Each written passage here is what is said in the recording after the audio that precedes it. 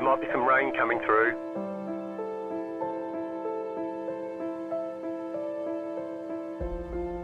We expect rain soon.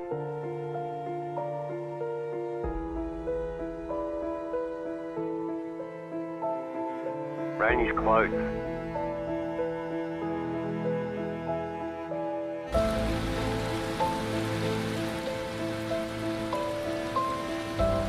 The session has been declared wet.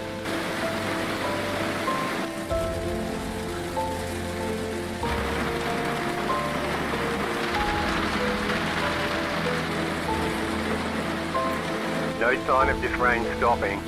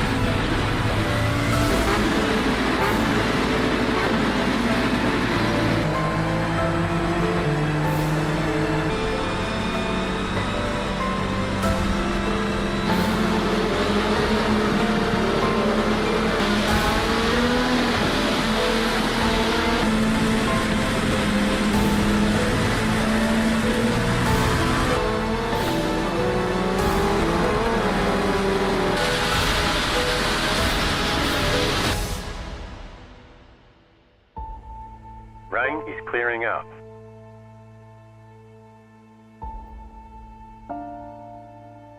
Rain should be gone for now. Nothing but sunshine all day.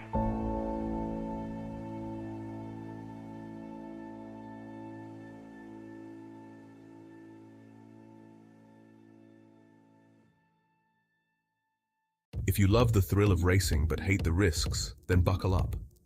Everything Simulated is here to merge adrenaline with absolute safety. In a world where technology meets adrenaline, Everything Simulated is revolutionizing driver training with state-of-the-art simulators.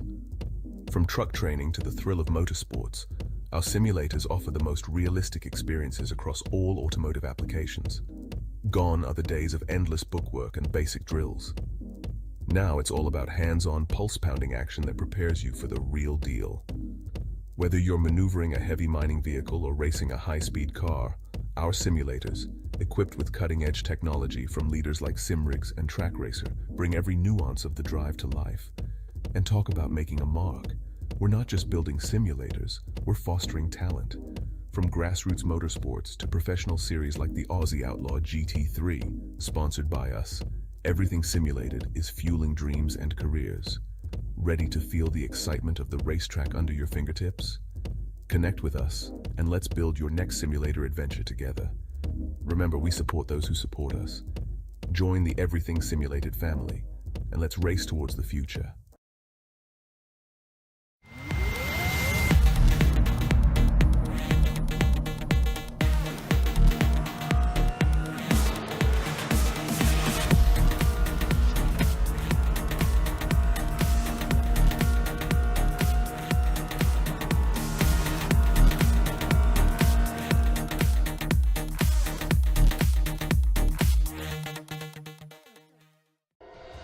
You went, you served, and forged the relationships that only being baptized in the fire of combat can develop. At FallInVeteran.com, we understand the unique bond that veterans share. That's why we've created a platform where you can connect, share experiences, and build lifelong friendships with fellow veterans.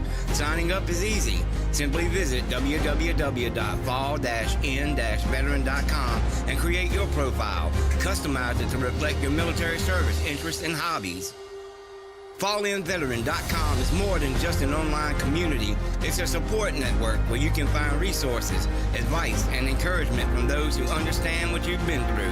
Whether you're looking for camaraderie, mentorship, or simply a place to share your stories, FallInVeteran.com has it all. Join thousands of veterans who have already found their tribe and start connecting today.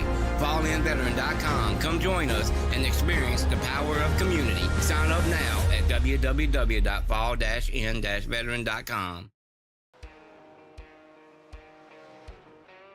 Good evening, and welcome to the broadcast of round 2.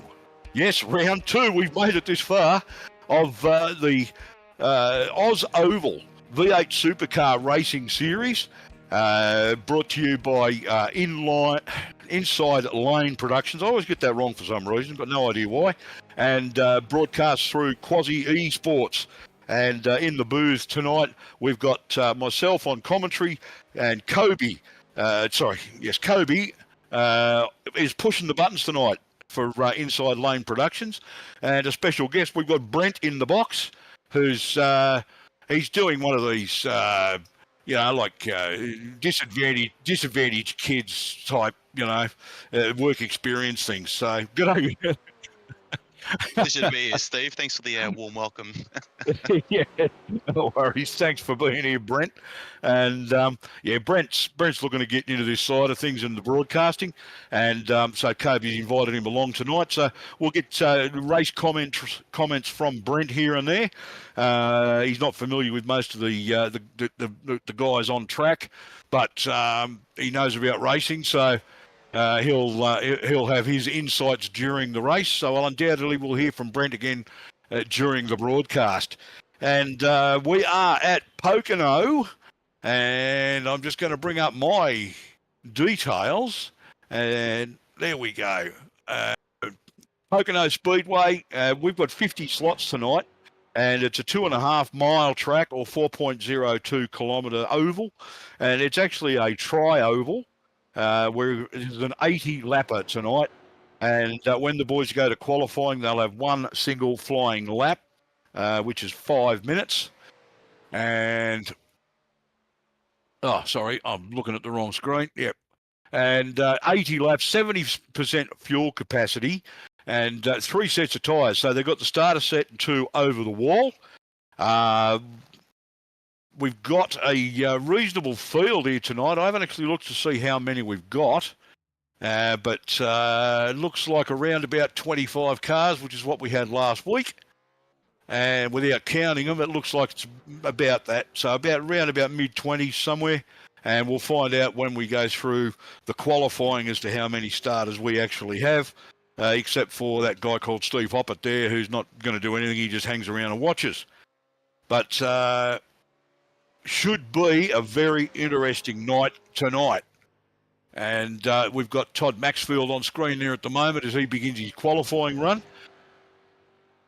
And the standings at the moment for the championship, we've got Troy Davidson leading the series at the moment after one round, with Adam Malone in second on 37 points, and Peter Matson a point behind him, Wade Sheedy a point behind him in fourth, Tony Roffey in fifth on 34, Tristan Koch on 33 in sixth, Kate Donnelly 33 in seventh, so there's equal seventh place or sixth place there.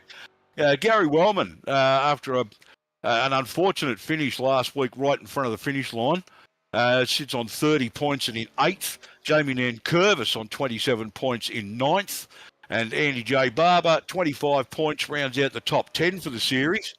Andrew Hoffman, 25 points in 11th. Jared Williams, 12th. Rick Vincent, 13th. Had a rough one last week. Hopefully he gets a better run this week. Greg Spencer, 14th. Greg Sholton, 15th. Troy Mortensen, 16th. Craig Roffey, 17th. Paul Jackson, 18th. James Oliver, who I kept getting his name wrong last week, and I won't do that again, 19th. And Rob Denton rounds out the top 20 for the series. As we possibly move to the next screen and get the last of them in. Matty Beale is 21st. Richard Sanchez, 22nd. Richie's had a rough run the last couple of races. Round one last week, it was no fault of his own. He's got tangled up in somebody else's mess. Christopher Hoffman in 23rd.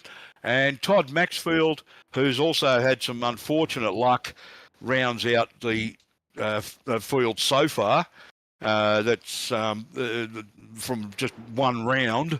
But we'll see how we go this week. Obviously, the points will start to accumulate and gather, and the boys will need to keep that in mind, building on what they started last week. As we take a look at Peter Matson, and he's in the GSRC Waste Options Commodore, car 173. He actually had a fairly decent run last week and picked up a good fistful of points.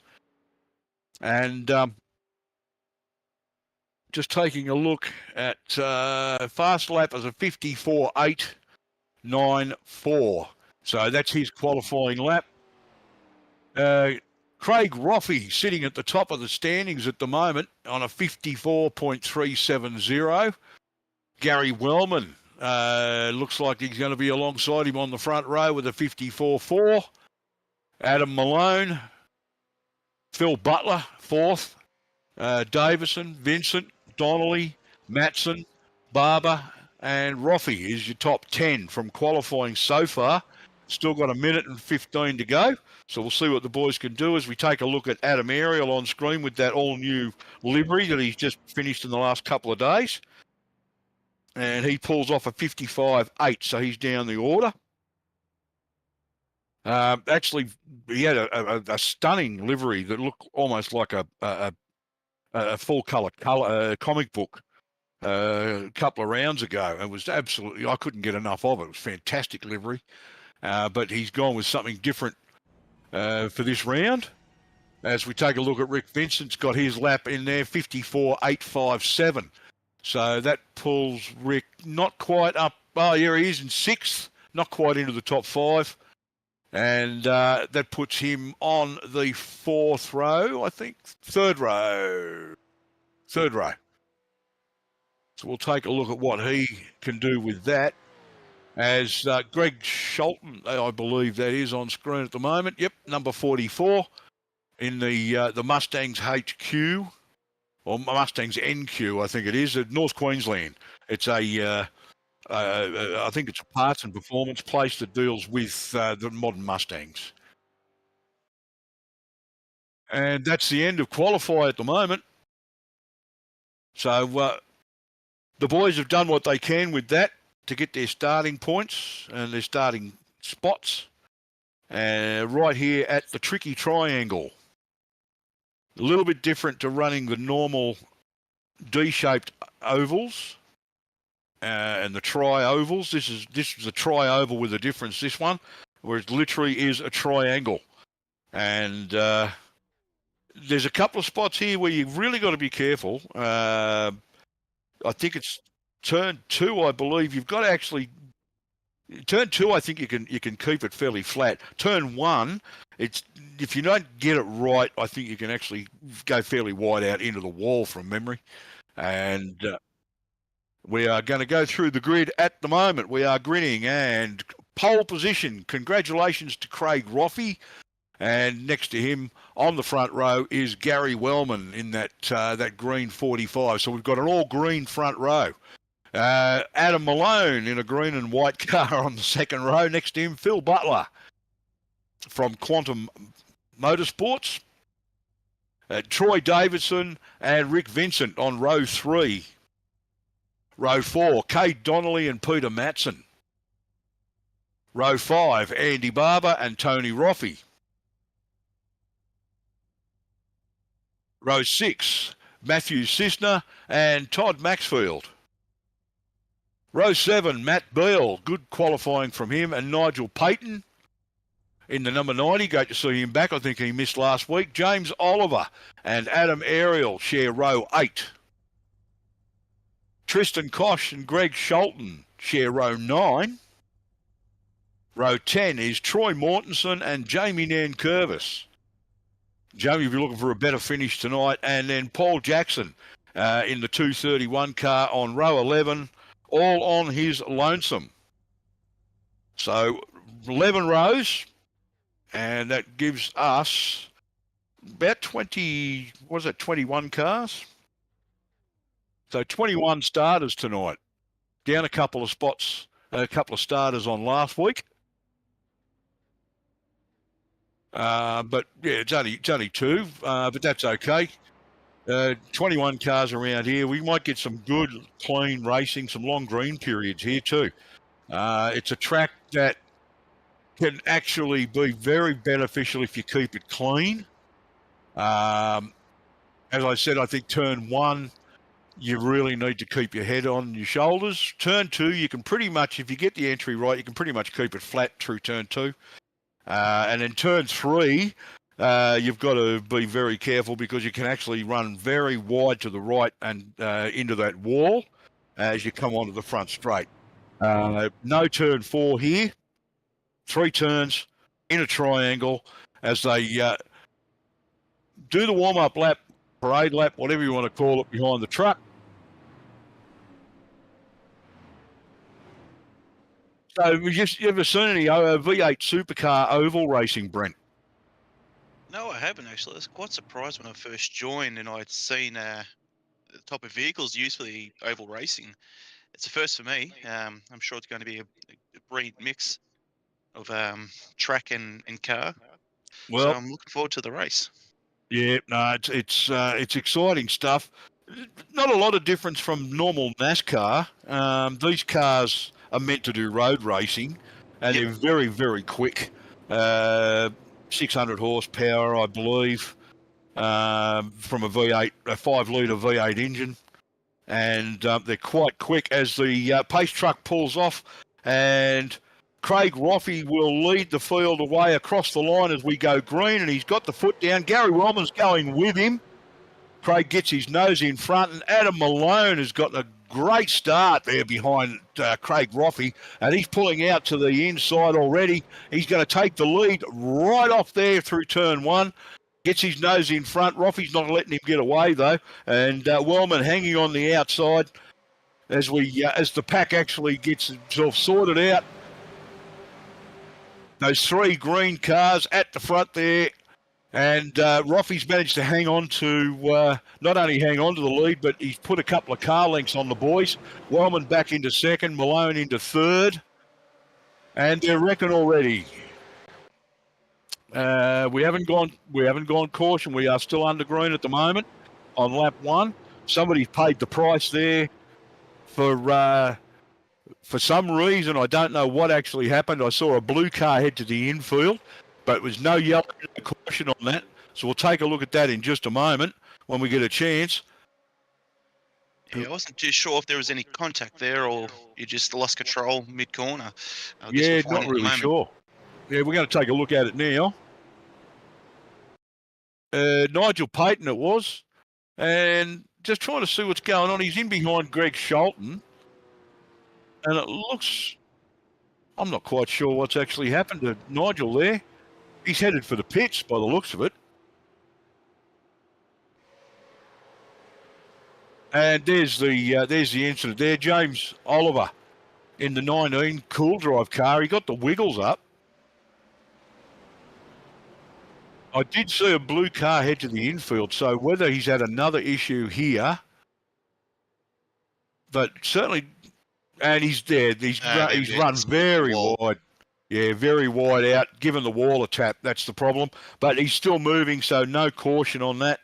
And Greg Sholton has visited the pits as well already inside the first 3 laps. So not really sure there, but we're back live now as Craig Roffey continues to lead this. But actually, no, he's given up the lead to Gary Wellman at the moment.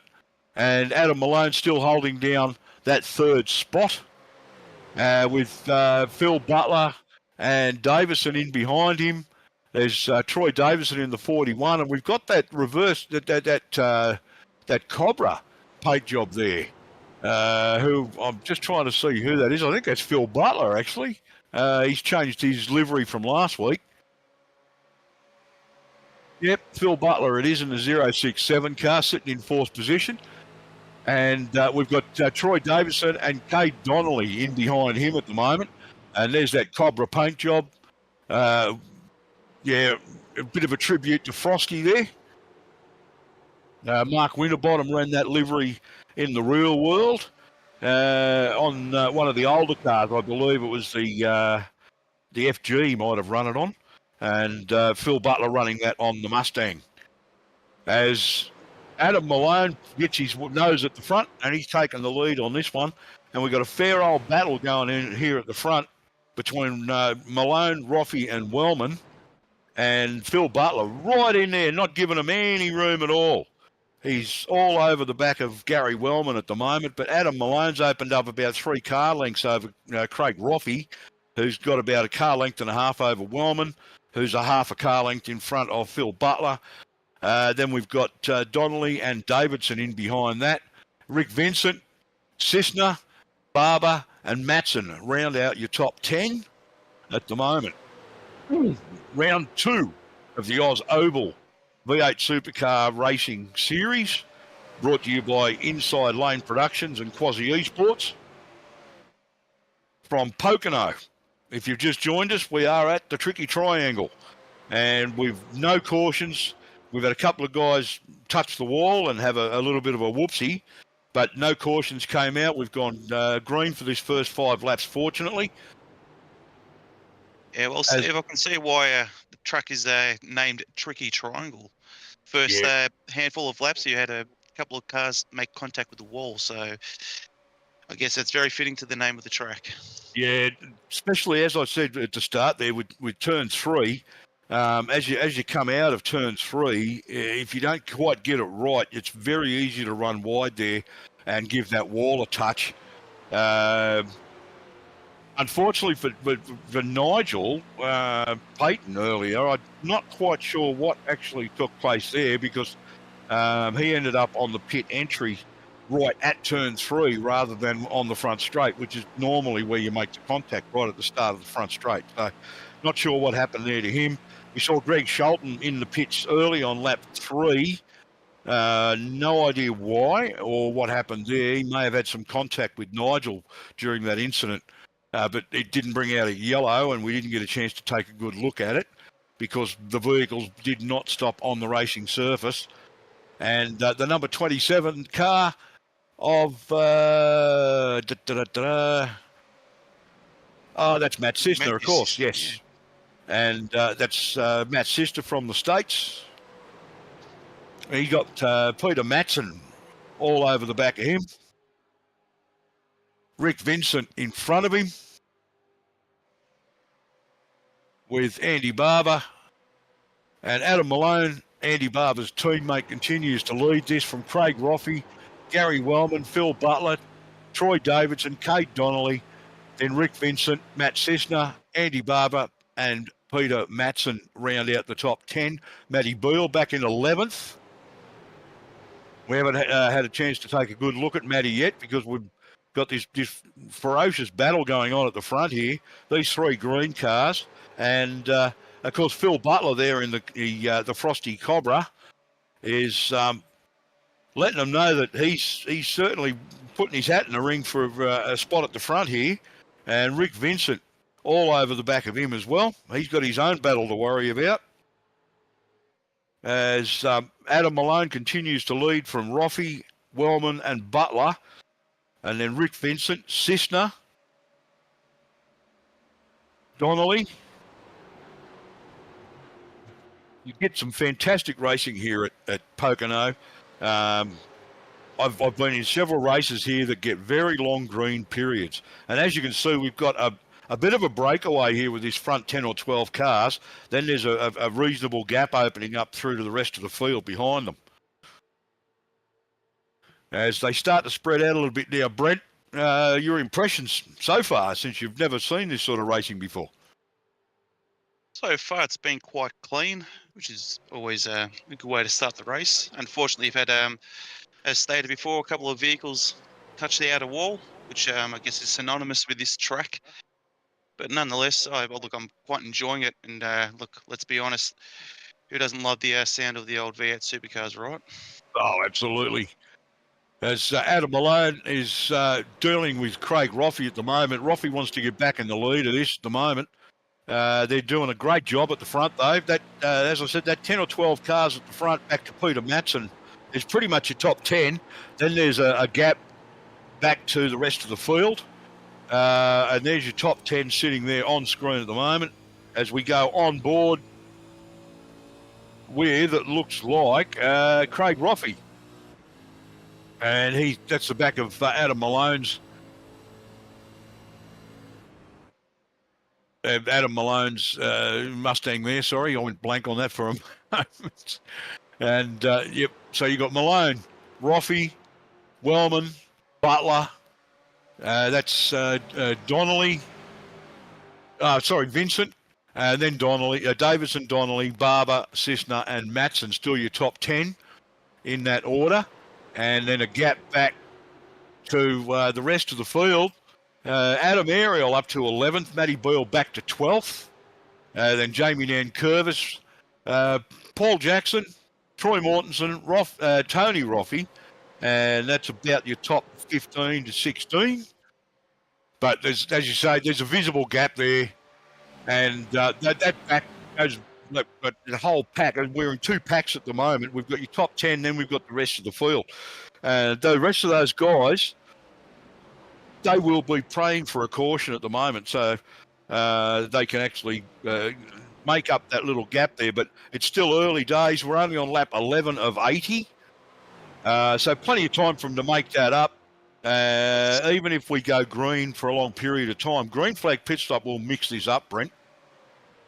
Yeah, well, I'm definitely interested to see some of the boys' tactics on being an 80-lap race and who chooses to go to the pits when, and if there is a caution thrown in the mix. Like I said, that will bring the pack back together and have a nice clean race, but who knows? But once again, it is only lap 11 of 80, so anything could happen from here on in. Well, with the 70% fuel load, I'm expecting them to get high 30s as far as lap numbers are concerned, possibly even low 40s. So they should go to mid-race distance before they actually need fuel. But depending on how you run, this place can be a little bit hard on tyres. And they're all obviously still on their opening set. They've got 2 more sets across the wall. So for the 80 laps, they've got 3 sets, so they can race pretty hard. But because this place is fairly flat, it's not as bad as Homestead, but certainly not a noticeable angle on these corners. It's very slight. One thing I didn't actually think to look and find out was what the actual angle on these corners is, being a tri-oval. Well, being an oval track regardless, I was quite surprised yet again on how little the degree of banking on the corners. Usually you got quite a serious degree of banking on oval tracks, but with this one here, it's quite tame. Well, we were round one last week was actually at Michigan, and that's got, well, a fairly normal, I think it's 20-something degrees, maybe 30 degrees, 20-something degrees, I think, on the banked oval at Michigan. And we come here, which is very, very minimal banking. In fact, a couple of these corners don't really have any banking. I think turn 3's got a little bit, but you run the inside on turn 3. And so you don't really get any advantage from the banking. And flat tracks like that, so with Homestead, for instance, we don't go there this season, but Homestead is almost perfectly flat. It's almost dead flat. There's just basically no banking at all, and it's very hard on rubber. The banking allows for a certain amount of running around the outside and not necessarily affecting the tyre wear too much, except for what the surface of the track may be. Whereas you come somewhere like this with minimal banking on 1 or 2 of these turns and virtually none on the third, it can be pretty hard when you're sort of running these laps, especially with these guys in this top 10 especially. They're pushing each other pretty hard, especially at the front of the field there, as Adam Malone continues to,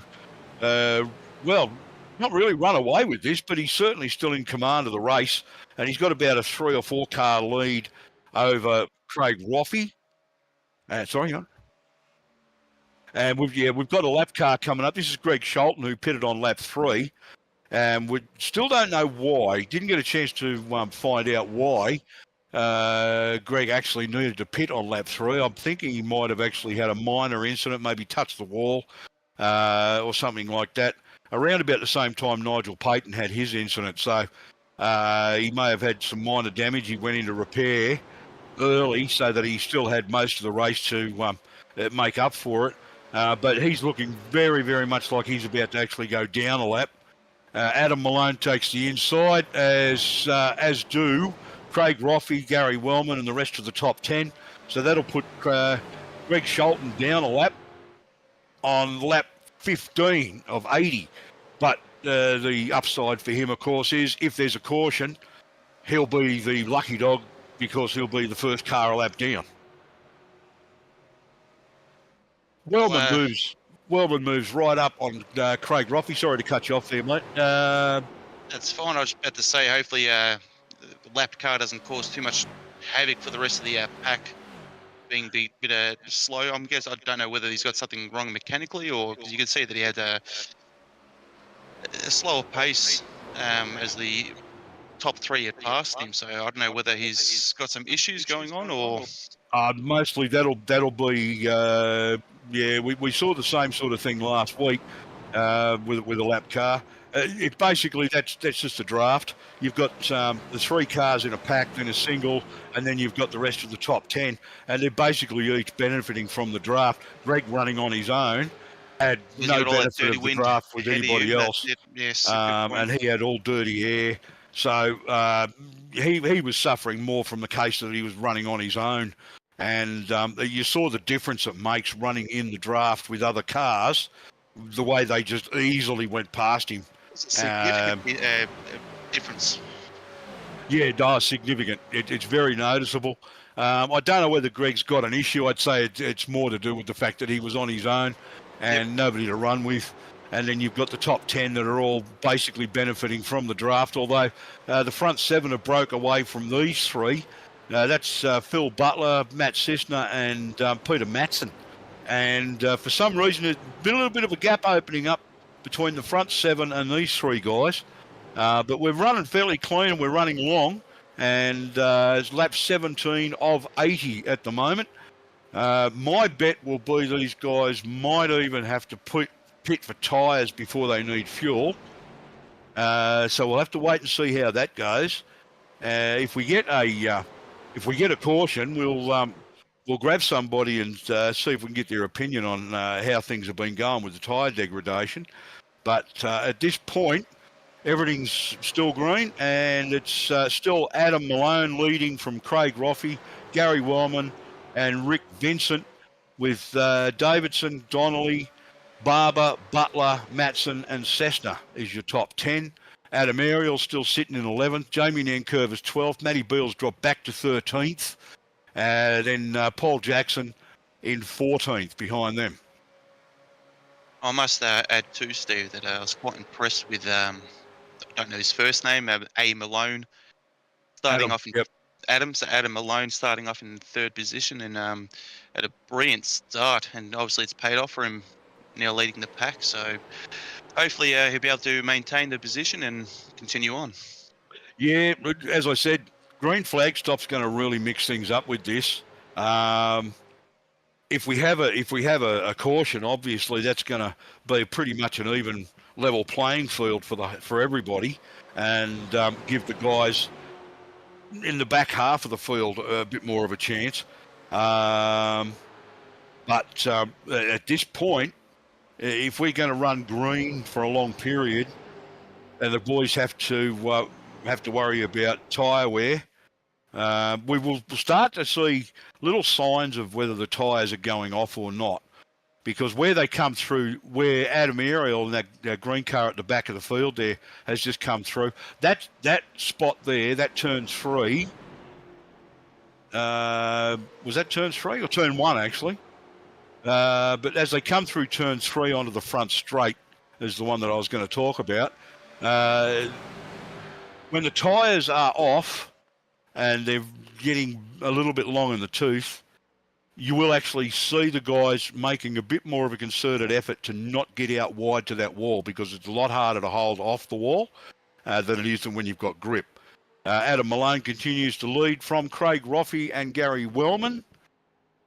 Do you want to go to an ad? And Rick Vincent in 4th. And while the boys are running green like this, we're going to actually take in an ad and pay some bills. Back in a moment. Stick around. Racing isn't easy, but experiencing it is. iRacing puts you in the driver's seat with the industry's leading sim racing game. Drive on laser scan replicas of the greatest racing circuits from around the world. Go head-to-head against other drivers chosen by skill-based matchmaking to ensure competitive racing at every level. Compete across all your favorite series. In officially licensed cars, engineered to deliver the most accurate driving experience possible.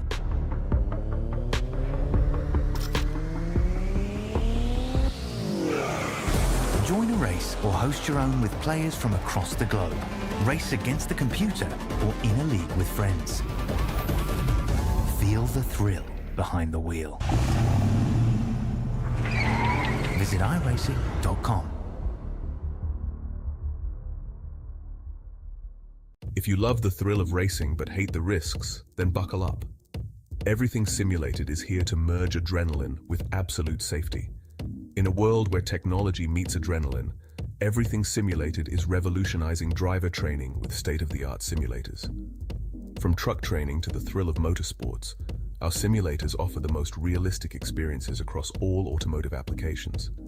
Gone are the days of endless bookwork and basic drills. Now it's all about hands-on, pulse-pounding action that prepares you for the real deal. Whether you're maneuvering a heavy mining vehicle or racing a high-speed car, our simulators, equipped with cutting-edge technology from leaders like SimRigs and TrackRacer, bring every nuance of the drive to life. And talk about making a mark. We're not just building simulators, we're fostering talent. From grassroots motorsports to professional series like the Aussie Outlaw GT3, sponsored by us, Everything Simulated is fueling dreams and careers. Ready to feel the excitement of the racetrack under your fingertips? Connect with us, and let's build your next simulator adventure together. Remember, we support those who support us. Join the Everything Simulated family, and let's race towards the future.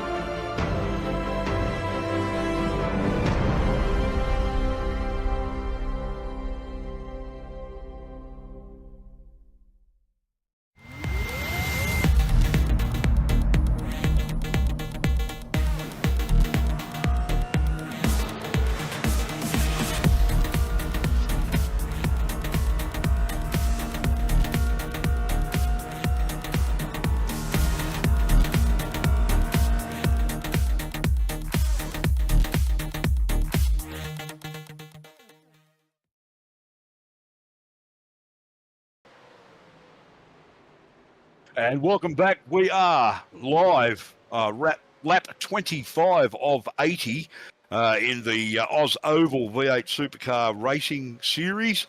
And we are in the V8 Supercars at Pocono for round 2. And brought to you by Inside Lane Productions through Quasi Esports. That's where we're streaming. And one thing I haven't actually taken a look at yet so far, I'm going to do it right now. Yes, there's a few people in the socials. So good day to Billy Punt and Aaron Dillon. Why are you not racing, sir? and Sarah Kay and Shannon Wright, who owns the ERS team. So good day to all those people in the socials at the moment. It's going great so far. We are green on lap 25. We've had a couple of people actually drop out, unfortunately, as we were taking a look at it earlier during the ad break. It looks like we did lose Nigel Payton. It says he's 1 lap down, but he's put it behind the wall, so it's not reading that correctly. And some other guys there are running several laps down. Brett Campbell's 11 laps down. James Oliver 5. Greg Sholton 4. Phil Butler is on the cusp at this point. So a couple of those guys I think have actually pitted for rubber. They probably wouldn't need fuel, but they probably got fuel while they were getting their tyres. But I'd say rubber would be the most important thing to them at this point, whereas the front runners are yet to actually do so. As we take a look there at Jamie Nankervis in the number 8, everything simulated racing Commodore in the ESR Commodore, and he's actually got Adam Ariel right behind him in the 515 green Mustang, as we get a great front view of that Mustang driven by Adam Ariel. Beautiful, beautiful shots, great camera work. Tristan Koch right behind him. Tristo's got a pretty trick paint job on that too, and we'll get a look at that as the race goes on, as we see Paul Jackson disappear underneath our camera. Just coming up the front straight. So the race leader at the moment is still Adam Malone, and he's leading from Rick Vincent, who's managed to make his way up to second, and Craig Roffey third, Gary Wellman in fourth, Troy Davison fifth, Cade Donnelly in sixth place, Andy Barber seventh, and Peter Matson eighth, Matt Sisner in ninth, and Paul Jackson up 10th spot. So he's having a pretty decent run at the moment and making the most of this green flag racing as we click over lap 28 of 80. And we are in the box with Brent at the moment. He's Good afternoon, all. Sitting in the box there, taking in some V8 oval racing. He's not seen this before, so it's all new to him. He's used to seeing NASCARs on ovals, and a new experience for him. But it's not that different, just different kind of car. That's exactly right. It's not so much that I'm not used to the V8s being on, or V8 supercars being on the oval tracks. Predominantly speaking, I tend to lean more towards your circuit racing, but when it comes to racing, any type of racing is good, I guess. Whether it be oval racing or road racing or track racing, it's all good fun for me. Well, these guys love their V8s on ovals. There was, as been mentioned previously, and a shout out to the guys from Australia. Oh, we've got somebody. Well, it was a big move by Tristan Koch around Adam Ariel there. So whether Adam's had a bit of a whoopsie, he's gotten a bit of loose. Not quite sure what's happened there with Adam Ariel, but he's dropped right off on speed, and Tristo's had to make a big lunge to the inside to go around him. And yeah, he's gotten loose. The rear's actually stepped out on him, and he's washed off a lot of speed coming into turn 3, between turns 2 and 3. It's a good thing that he avoided him. That's for sure. Could have been catastrophic for the race, I guess. Yes, he's actually. I think he's given the wall just a little bit of a kiss, and that's caused him to wash off a lot of speed. And Tristo's reacted very well. And Adam, yeah, you can see Adam Ariel. The rear's loose there as he's still catching the vehicle.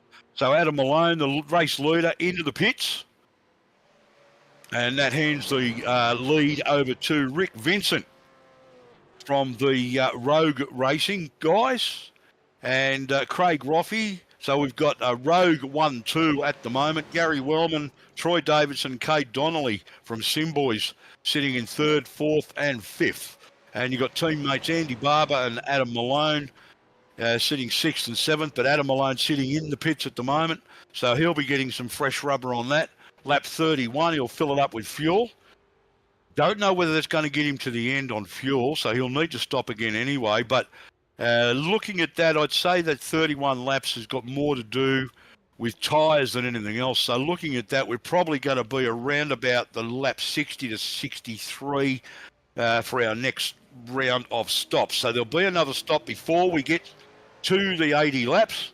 So 2 stopper by the looks of this. And I think as I said, a lot of that comes down mostly to tyre wear. I think that they probably could have gotten a lot more laps out of it. I'd say there's probably at least another 8 to 10 laps in it. But that would just a guess at this point. It's a 2.5 mile track, so it may actually be a little less than that. As Rick Vincent, he locked him up getting into his pit bay there, and he's sitting on an angle. And you see his teammate Tony Roffey coming in that yellow car behind him. As Adam Ariel exits the pits in the 515 car. And hopefully he didn't carry too much damage in. And he's managed to get that back out on track. But, of course, he's going to be a couple of laps down now. As we see Gary Wellman and about 3 other guys coming in. There's Donnelly, Davidson, and Cisner, I believe. Nope, it's not Cisner. That red and black Mustang at the back, I didn't catch who it was. I didn't see the number. But, so green flag pit stops, lap 33 of 80.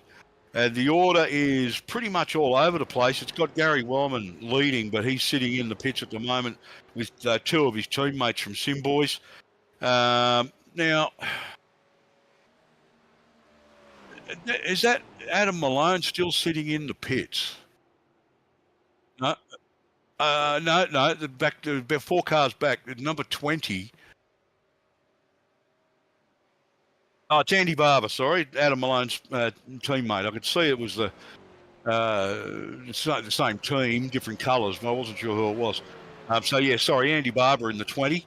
But Adam Malone back out on track in the number 3 car.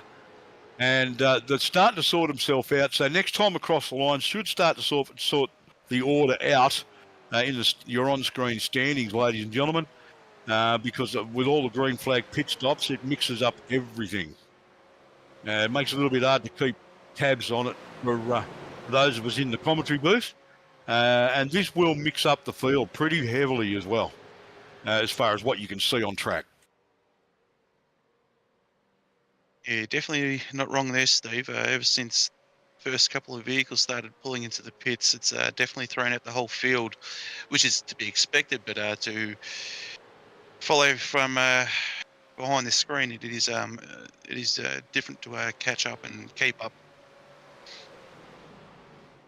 And Rick Vincent is leading, and Adam Malone second, Gary Wellman third, Craig Roffey fourth, Peter Matson fifth, Troy Davidson sixth, Cade Donnelly seventh, Andy Barber eighth, Paul Jackson ninth. He's moved up a spot.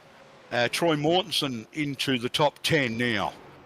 As Matt Cisner drops back to 11th, Jamie Nankervis in 12th, Phil Butler 13th, Tony Roffey, Tristan Koch and Matty Beale. I think that's about 15 or 16. Matty Beale slowly dropping back in this field as the race goes on. He was at the point where he was on the verge of coming into the top 10, but the race hasn't really gone the way he would have liked. As we get 2 of the Simboys cars side by side down there and absolutely monitoring the back of Peter Matson's Commodore. Pete doing a bit of defensive driving there, trying not to lose a spot. But it looks like Cade Donnelly in the 41 car, and he's got Andy Barber behind him. And Peter Matson desperately trying to hang on to that spot. And he's currently in 6th. As you can see how close the boys get to the wall there, and there was a bit of wheel work going on trying to keep it off that wall. Yeah, certainly do get close to that wall, don't they? Well, it's the ideal line. The problem is actually not touching it. But most of these guys Most of these guys probably just put fresh rubber on, so it'll be a little bit easier. Give it about another 5 or 10 laps. I don't know whether he's going to be wanting to get that close to the wall. You'll probably see a whole lot more steering wheel steering wheel work going on trying to keep it off there. But Rick Vincent certainly leading this one from Adam Malone, Gary Wyman and Craig Roffey. So we've got the light blue car, and he's got 3 green cars behind him, and they all want the spot. And, of course, Davidson, Donnelly, Matson, Barber, Jackson and Mortensen rounds out your top 10 at the moment, Brent.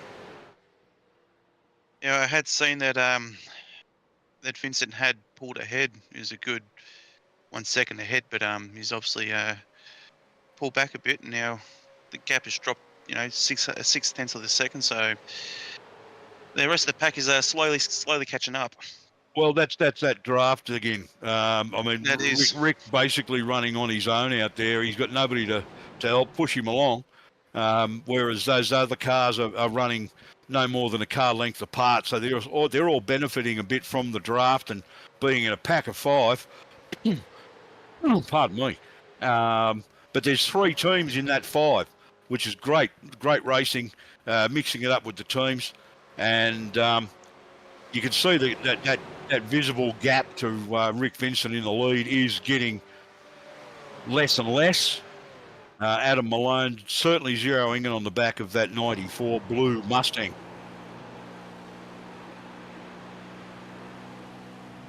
As we take the view from the back of Rick Vincent's car, and we can see Great those 5 cars there.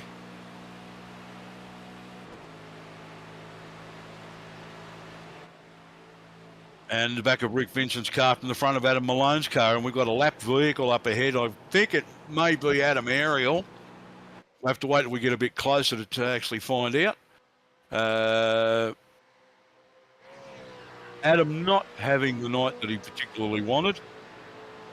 It catches people out here, and I've been a victim of it myself. When you get a run like this and it's green. No cautions on lap 38. We're almost at the halfway mark. And a caution would have really done the second half of the field a big favour, because it would have bunched them up. A couple of people would have gotten a wave around, and obviously somebody would have gotten a lucky dog. And that would have done them a huge favour. But because we've not had a caution, we've been green for 39 laps now.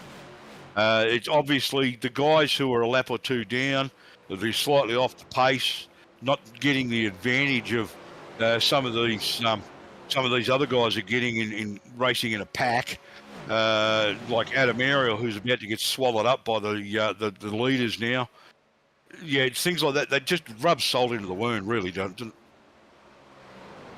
Well, as you did mention earlier, Steve, that ideally it would be good to have for the back of the track anyways, to have a caution thrown into the wind so they could all catch up. But as you just stated, unfortunately not. It stayed green the whole race so far, so unfortunately for the rest of the pack, hasn't worked in their favour. Yeah, there we go with Adam Ariel, who's having a reasonable run, and then Greg Sholton will be the next victim. But you see that lead pack of 5 or 6 cars, obviously making their way past Adam Ariel on the inside, and that'll put him another lap down, and they'll go off after Greg Sholton, who'll be the next one to go down another lap. I think he's already... Greg Sholton's 3 laps down now, so this will put him 4 down, which is not how you want to run your race here. It's not what he would have been hoping for. And there's a shot there of Greg Sholton. And we've got a caution on lap 40. Yep, speaking of the devil. And just talking about a caution not long ago, and here we are. And the thought ran through my mind, let's hope we don't jinx them, but there we go. We have. Commentators curse, but we're not seeing anybody with an issue at the moment, so we're not sure what actually brought that out. Somebody's obviously had a whoopsie somewhere on the track, and iRacing's picked it up, but we're certainly not seeing it. Whoever it was has obviously recovered. It doesn't take much for iRacing to say, oh, there's a car pointing the wrong way. But this will actually bunch the field up, and the boys might even take advantage of this. If we take a look at Matty Beale, who'll be happy about this caution. He's probably been praying for one for about 15 laps. Well, by the looks of it, his prayers have been answered. Yeah, so we'll see what happens as far as the guys coming in, whether they take advantage of this, because we may not get another one. It's taken 40 laps to get this. So, yep, okay. And I'm just going to actually grab hold of Matt Cisno, if I can just find him in one of the channels there. You've got him. And Matty Cisno, do you mind if we have a quick chat, mate? Okay. Yeah, any idea what happened there? Did you see anything from your vantage point in the car? I was trying to give him a little push, and I guess you can't do that in these cars. Ah, okay. So we'll actually, we get a chance, we'll try and take a look. Yeah, I can see that you're missing your rear wing there, buddy. I suppose so. I didn't mean to.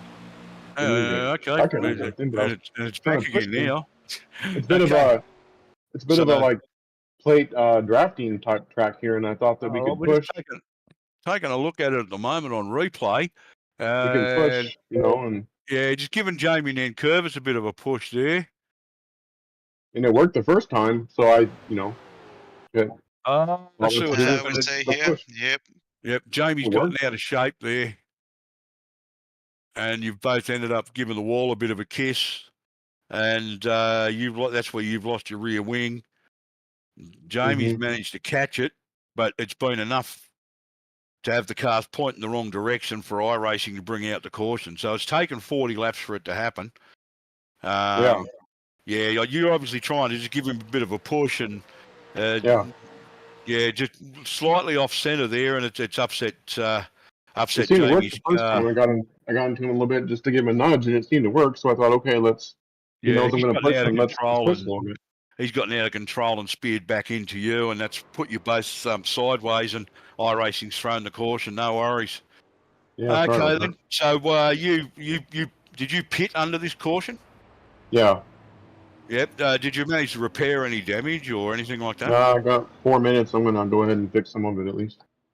So you're sitting in the pits at the moment. Okay. Yeah. All right. Well, we'll drop you back to the channel, and we'll let you get on with it, mate. It's probably not the best time to have spoken with you. I just didn't realise you had the damage and you were involved in that, because we couldn't actually find the incident. So we just thought we'd find out whether you knew anything. We didn't know you were actually the one that was in it. So, unfortunate there, Matty, and good luck for the rest of the race, mate, and we'll see how it turns out for you. All right, thank you. No worries. Thanks, Matty. That was just pure luck there, I think. Getting a conversation with one of the drivers, and what a the coincidence. driver that was involved with the incident. Yeah, we couldn't find it, and went to ask somebody if they knew what was happening. It was actually one of the guys in it. So, Pure chance. yeah, if I'd known that, I probably wouldn't have interviewed him. No, I wouldn't have thought so. No. I could tell that that's what he originally thought. It's like when somebody wants to interview me during a race, and I've just been involved in an incident, and they generally go, "No, probably not. We won't talk to Steve right now. He won't be in the mood." Yeah, I think it's the last thing you want to talk about once you've had any type of incident. It is. Usually takes a minute or two to get over it and calm down a little bit. The last thing you need is, while you're still boiling and you're going off your nana in the heat of the moment, you don't want somebody going, "Oh, how's your race going?" Exactly right. So, it's the last thing you want. And I certainly, if I'd known that Matty was involved in that, I wouldn't have bothered him. But it's all right. He kept his cool. He told us what happened, and we got a chance to take a look at it. So that's probably good for the broadcast. Not good for Matty. He sat there getting 4 minutes of damage. Jamie Nankervis, I think, managed to avoid any real damage out of that. All he did was he probably got a bit of steering damage on the front, though, because he got out of shape and came back and speared. Yeah, he's got left hand down about 25, 30 degrees there. So, yeah, he won't be too impressed with that. But Jamie knows what he's doing, and he'll certainly carry on. As we go over the order for the next restart, once we get rid of this pace truck, and the lights are out, so we're going to be going green shortly. Rick Vincent, Craig Roffey. Matty Beale has benefited out of that massively. He's up to 3rd place. Gary Wellman, Troy Davidson, Cade Donnelly, Adam Malone, Andy Barber, Paul Jackson, and Troy Mortensen is your top 10. As Rick Vincent leads the field away under green, they cross the line, and Craig Roffey's got Gary Wellman right up on his rear bumper. And he's going to give him a hell of a push, whereas Matty Beale has got about a car length or car length and a half back from Rick Vincent. So Rick's actually placed himself in a pretty good position now. Roffey's moved right up on him, and he's got Wellman behind him. And Matty Beale's going to lose out on this because he's on the inside, and he's got a line of cars along that wall on the outside who are all going to benefit from more of a draft. As Matty Beale hangs onto the back of Gary Wellman and managed to put himself in 4th place there. So good drive there from Matty. That could have been a whole lot worse. He could have lost a lot more positions there, but managed to actually hang on to 4th place. And then behind him, I think we've got, Cade Donnelly, and then Troy Davidson, Andy Barber, Adam Malone, Paul Jackson, Troy Mortensen. That's your top 10 at the moment. Jamie Lynn Curver's back in 11th with a little bit of steering damage. Troy Mortensen, Phil Butler, and Matt Cessna as Adam Ariel comes into the pits. Why he's waited until after the caution, I'm not sure. But he could have gotten a black flag, actually. It could have been a black flag in the pits. He may be speeding in the pits or something like that. Not really sure. But Rick Vincent continues. Sorry, mate. So not the best of nights for him so far.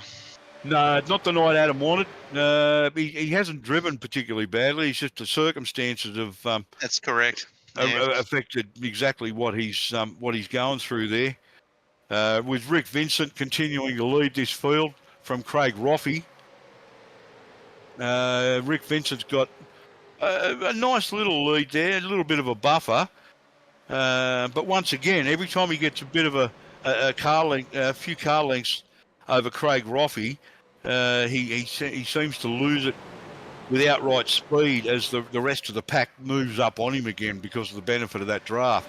As he's got Craig Roffey right up on his rear bar now, and Wellman goes to the inside. He's got one of his teammates right behind him. Matty Beale still hanging on at the front there. He's still sitting in that top 5. As they bunch up a little bit, and this could be dangerous. This is where it could get a little bit dangerous here. They're pack racing. They're in staggered formation. They're all grouped up after a restart. And my bet is that we'll see somebody give the wall a bit of a tap here, trying to give some racing room. So it's going to be interesting to see what the boys can do with this. Matty Beale hanging on to 5th place. And with Davison, Barber, Malone, Matson, and Jackson in behind him. Yeah, I think you're right there, Steve. With the caution just before, it's put the pack back together and close racing, and a lot of the boys have gone into corners too wide. I'm sure given enough time that you might just see some more contact with those walls there. Yeah, there was a long shot there a moment ago, and right off in the distance, I could see Tony Roffey in the yellow number 85 car, and he seemed to get very, very close to the wall coming out of turn 2 and up onto that back straight. And that's the corner there that I expect the boys to have a bit of trouble with as the tyres get spongy coming out of turn 3 and onto the front straight. So far, because it's not that long since they've probably put tyres on, so the tyres are not too bad at the moment. They've still got a certain level of grip. But 2 wide and 3 wide through some of these turns, somebody's going to get too close to the wall at some point. I'm just about guarantee it. I've seen it happen so many times here. As we've got Andy Barber running down the inside of 2 of the Simboys cars, of Cade Donnelly and Gary Wellman. And then Adam Malone, his teammate, in behind.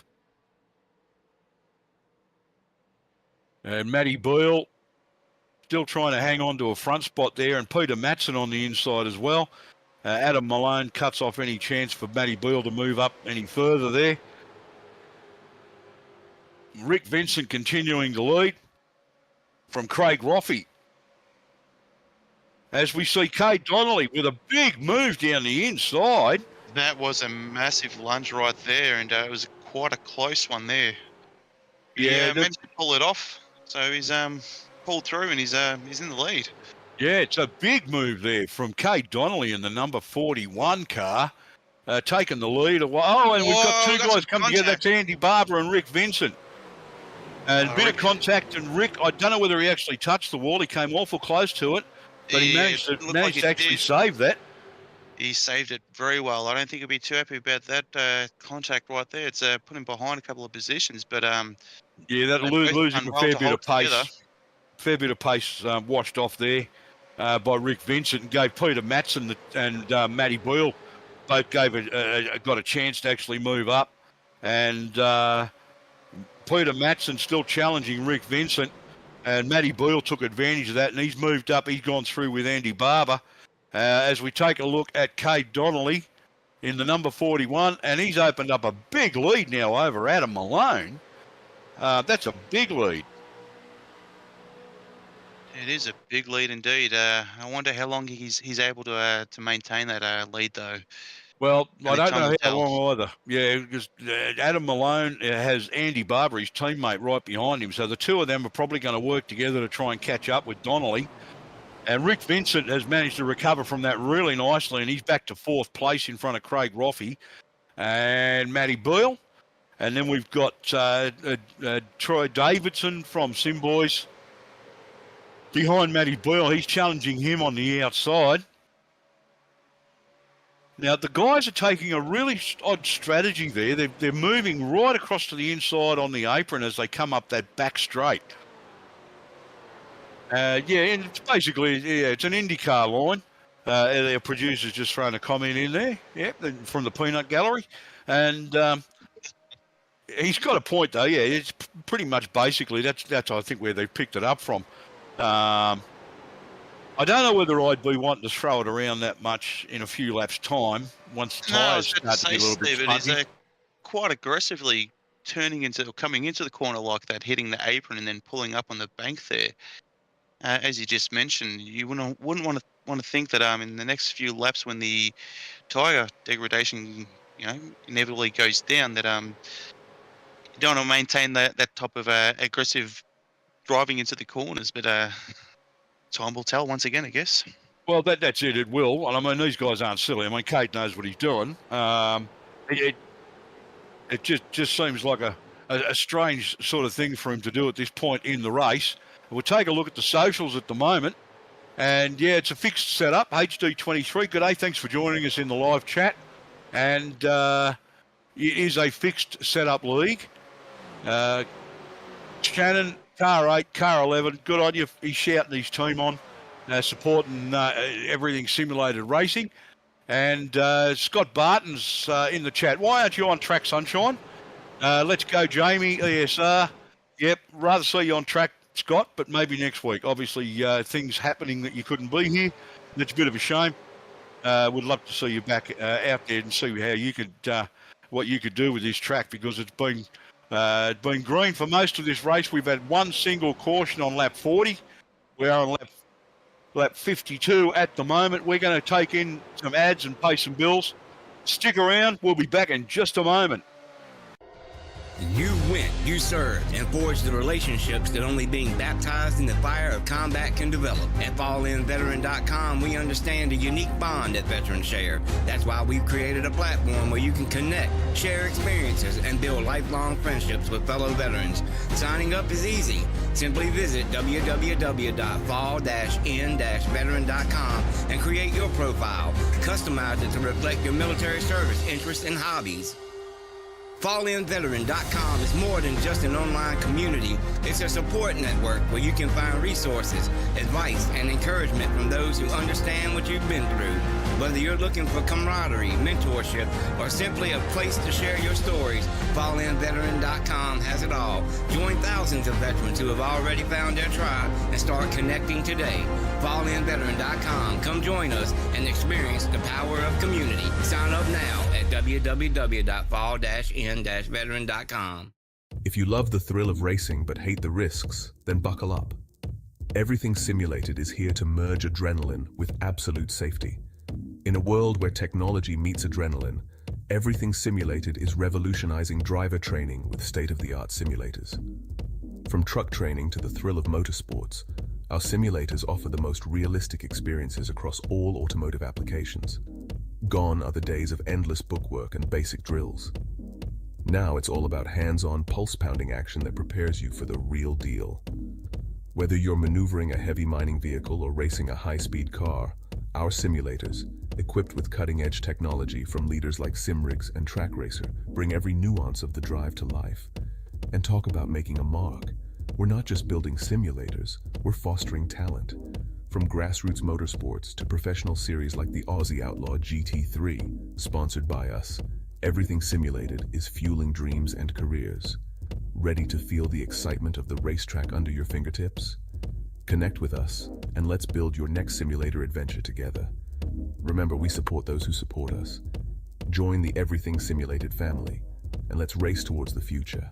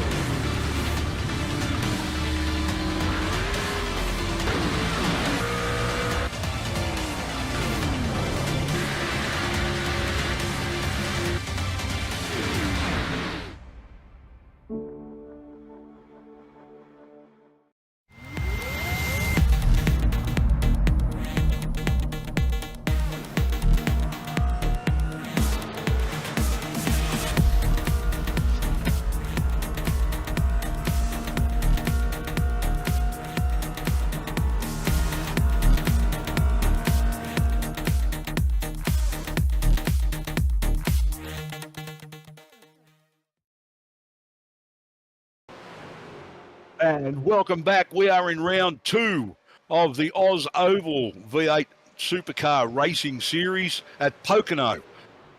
Brought to you by Inside Lane Productions and streamed through Quasi Esports. And it's myself, Steve Hoppett, and Brent in the commentary box. And Kobe Jordan pushing the buttons and giving us some great pictures like that one there. That's pretty flash livery, I got to say. That Mark Winterbottom one, yeah. But once again, in my opinion, any vehicle or race car with stripes is a winner in my books.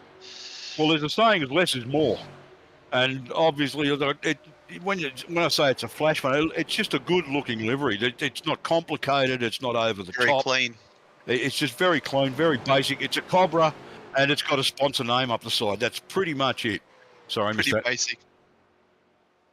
And we've got another change for the lead. Cade Donnelly surrendered the lead to Adam Malone with Andy Barber, his teammate, side by side, and we're going to have to come together. There it is. The wall.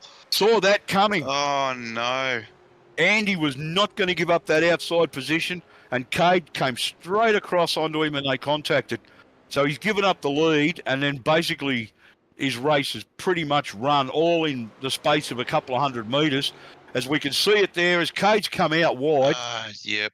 And he's just come that little bit too far and contacted Andy. And Andy's managed to actually react to that pretty well, almost giving Craig Roffey a dirty pair of overalls. But I think Cade Donnelly's really come off the worst on that, really has come off badly. And I don't know how much damage he's got, but it won't be a little bit, that's for sure. I'd say he's got steering damage. He's into the wall there twice.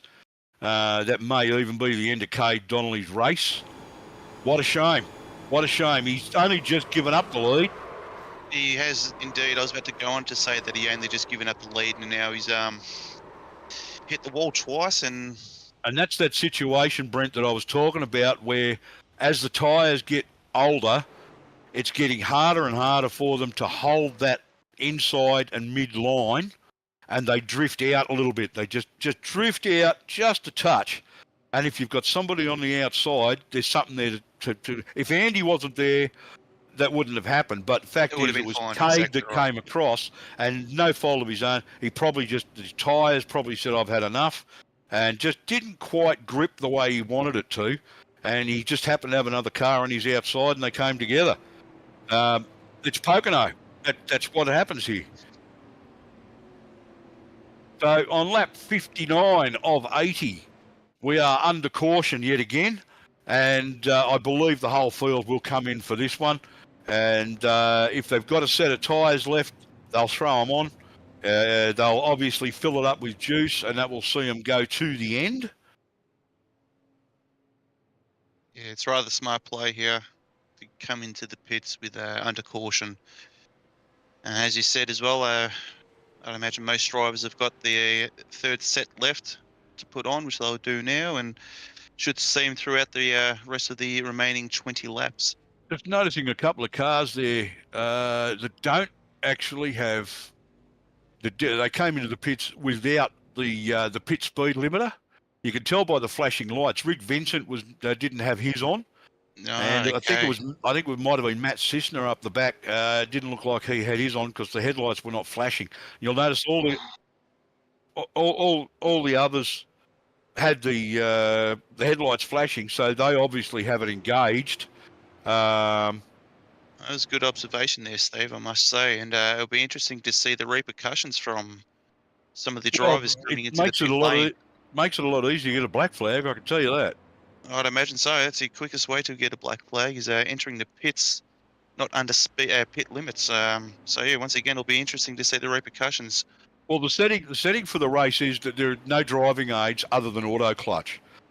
But if these guys, if it's auto engaging or they've manually got it turned on, it wouldn't be auto engaging because we spotted a couple of guys running without it. Their headlights were not flashing. So obviously iRacing is allowing it on these vehicles. Despite the setting, it doesn't affect that. From what I'm seeing, it's not something that crossed my mind, to be perfectly honest. As the admin for the series, and when I set it up, it's not something that really crossed my mind as to whether the pit speed limiter would be available. But with those headlights flashing, I'd have to say that it is. So we take a look at the moment, and the big winner out of that one is Pete Matson, who is currently sitting in first place. Adam Malone second. Adam having a great run tonight. He's had a bit of a rough run lately. I think he did well last week. I think he got in the podium. But the two recruitment races were a disaster for him as far as some incidents were concerned. And I don't think he even finished one of them due to damage. So great to see Adam having a nice clean run here at the moment. His teammate, obviously not quite so much. And the repercussions of that incident with Kate Donnelly are yet to be seen for Andy Barber,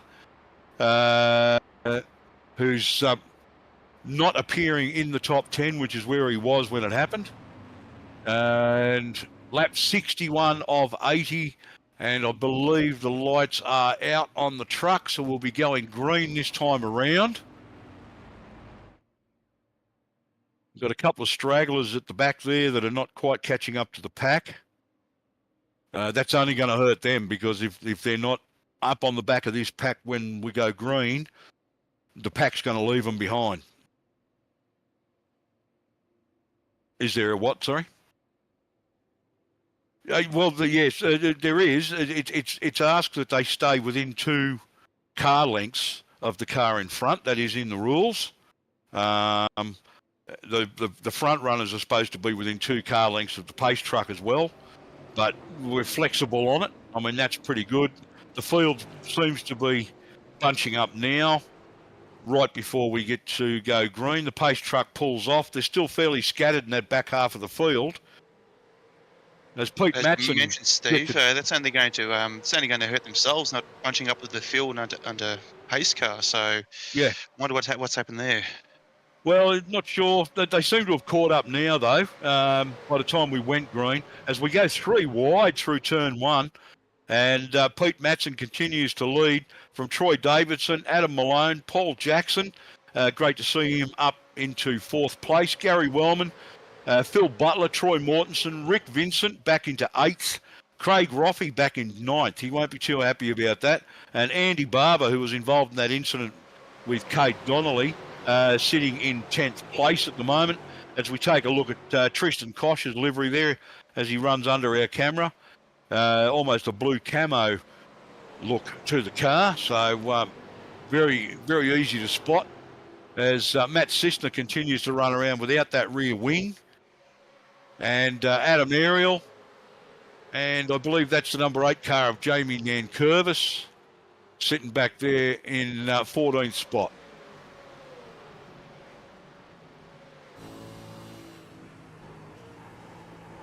Sorry, mate.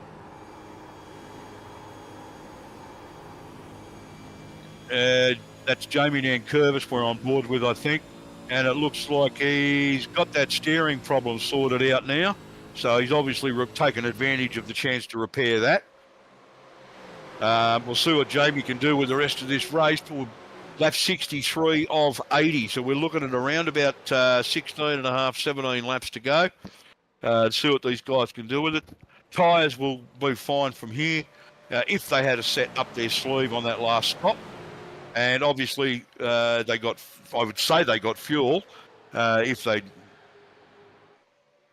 took the opportunity to get it, because if you're getting tyres and you're pitting, then obviously you're going to throw some fuel in it.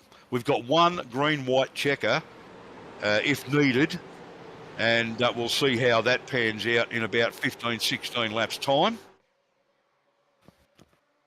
As we see Troy Davidson leading them now, and our leader off that restart, Peter Matson, he's back to 5th spot. They're running very close now. Adam Malone very close to Paul Jackson. So Troy Davidson and Gary Wellman make it a Simboys 1-2. Then Adam Malone and Paul Jackson. Peter Matson, Troy Mortensen, Andy Barber, Phil Butler from Quantum Motorsports. Rick Vincent and Craig Roffey running 9th and 10th for the Rogue team. As Adam Malone makes a move down the inside there, and he's just about right alongside Gary Wellman. He's going to make the move alongside, try and take that spot away from Wellman in behind Davidson. Wellman's not allowing him to do that. He's putting up a fight as they go side by side through there, and Adam Malone just loses out on that and drops in behind Wellman back into 3rd spot, and Paul Jackson in 4th. So he's having a pretty decent run there tonight. As we got some more side-by-side action back there with, I think that's Troy Mortensen and Peter Matson, with Andy Barber just in front. Phil Butler in behind, and Rick Vincent fighting his way back forward again after leading the race earlier.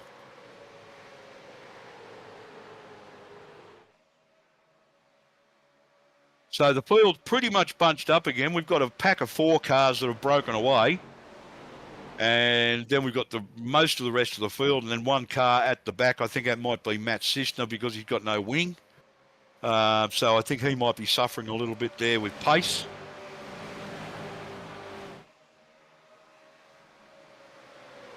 But Gary Wellman has taken the lead from his teammate.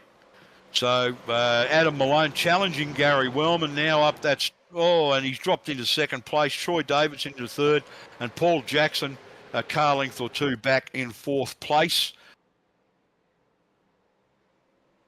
And then I think Andy Barber and Peter Matson in behind him. So we've got a group of 6, then a few car lengths, and then the rest of the field. As we hit lap 66, clicking over 67.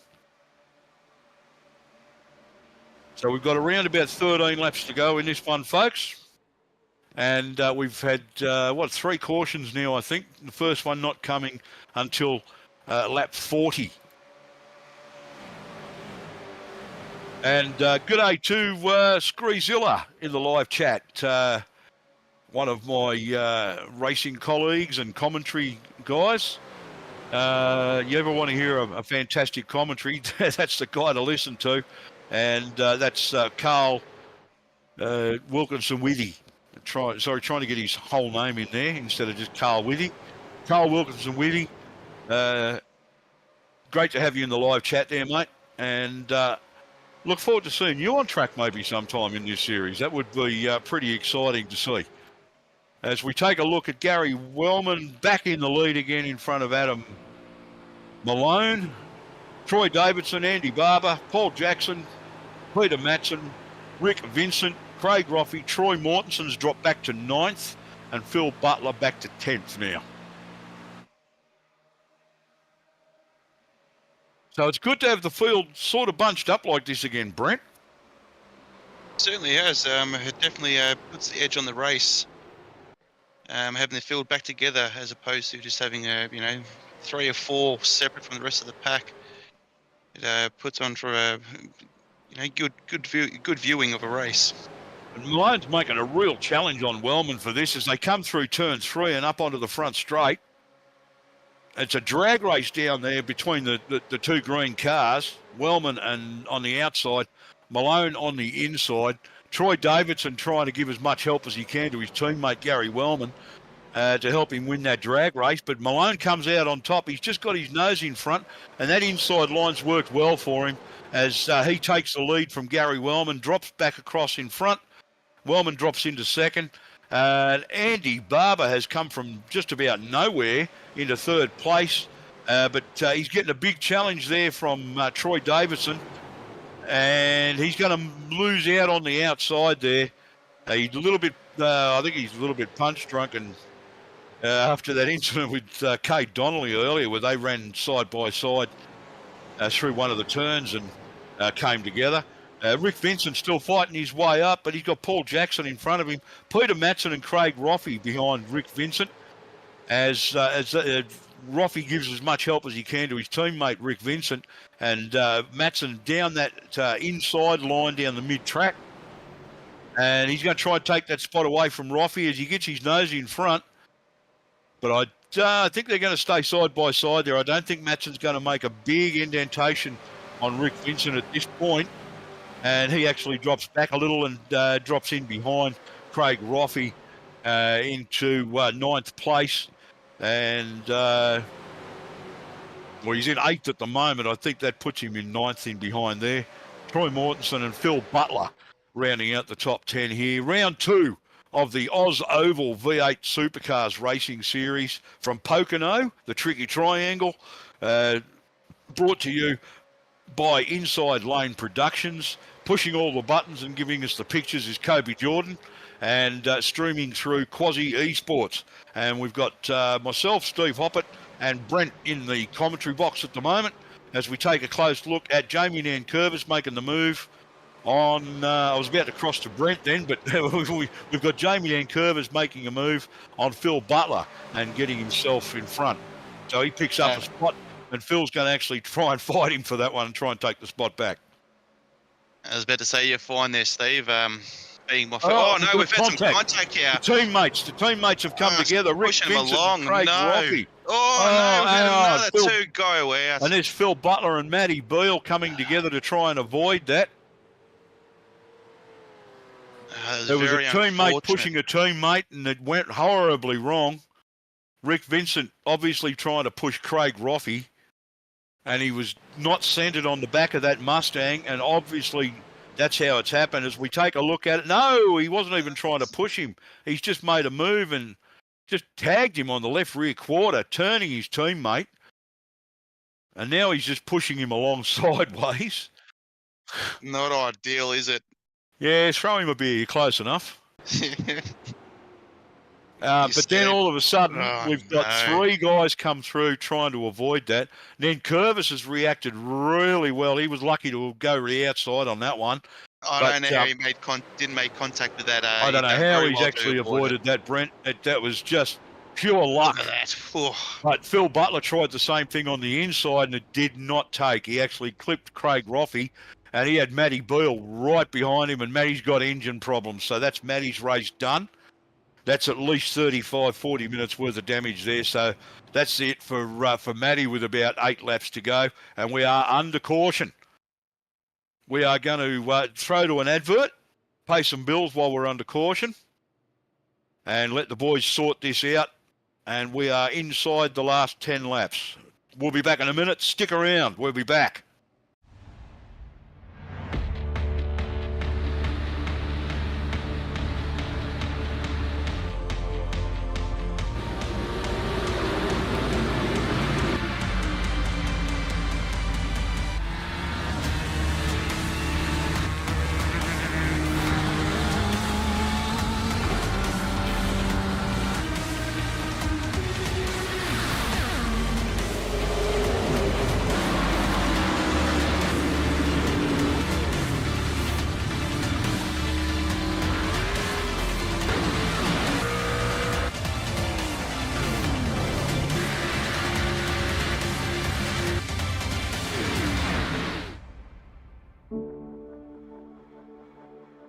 If you love the thrill of racing but hate the risks, then buckle up.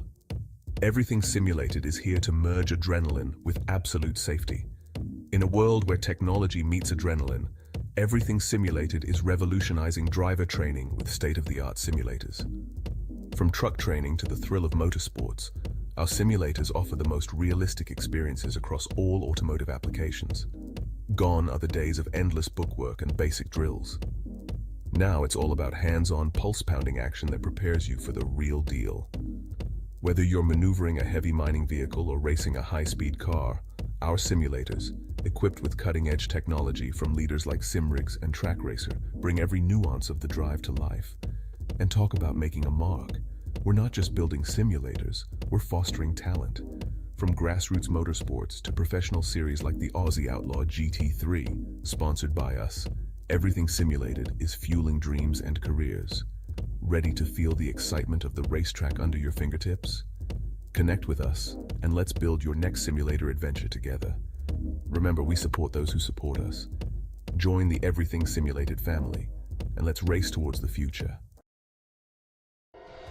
You went, you served, and forged the relationships that only being baptized in the fire of combat can develop. At FallInVeteran.com, we understand the unique bond that veterans share. That's why we've created a platform where you can connect, share experiences, and build lifelong friendships with fellow veterans. Signing up is easy. Simply visit www.fall-in-veteran.com and create your profile. Customize it to reflect your military service, interests, and hobbies. FallInVeteran.com is more than just an online community. It's a support network where you can find resources, advice, and encouragement from those who understand what you've been through. Whether you're looking for camaraderie, mentorship, or simply a place to share your stories, FallInVeteran.com has it all. Join thousands of veterans who have already found their tribe and start connecting today. FallInVeteran.com. Come join us and experience the power of community. Sign up now at www.fall-in-veteran.com.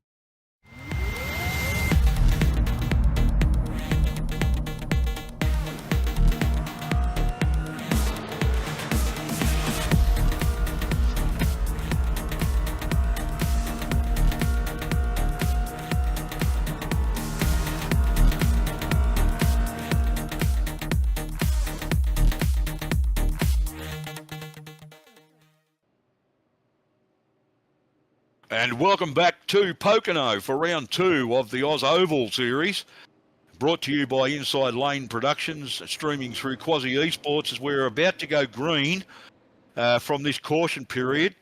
And we've got Adam Malone leading with Gary Wellman alongside him on the front row. But the big winner out of this was Tristan Koch, who got his lap back, and he's now in the top 10. So Tristo is in with every chance possible for a really good finish in this. Now he's back on the lead lap, sitting 10th behind Rick Vincent. And we've got all sorts of excitement about to happen here. We are on lap 74, about to click over to 75. So we're looking at about 5 laps. And if we get another caution in a couple of laps' time, we'll be going green, white checker. As Adam Malone leads them away, and he gets a good start. He's on the hammer. Across that line, Gary Wellman got caught napping there, and he didn't go side by side with him like he usually does. and Troy Davidson on the inside, and he's going to follow through.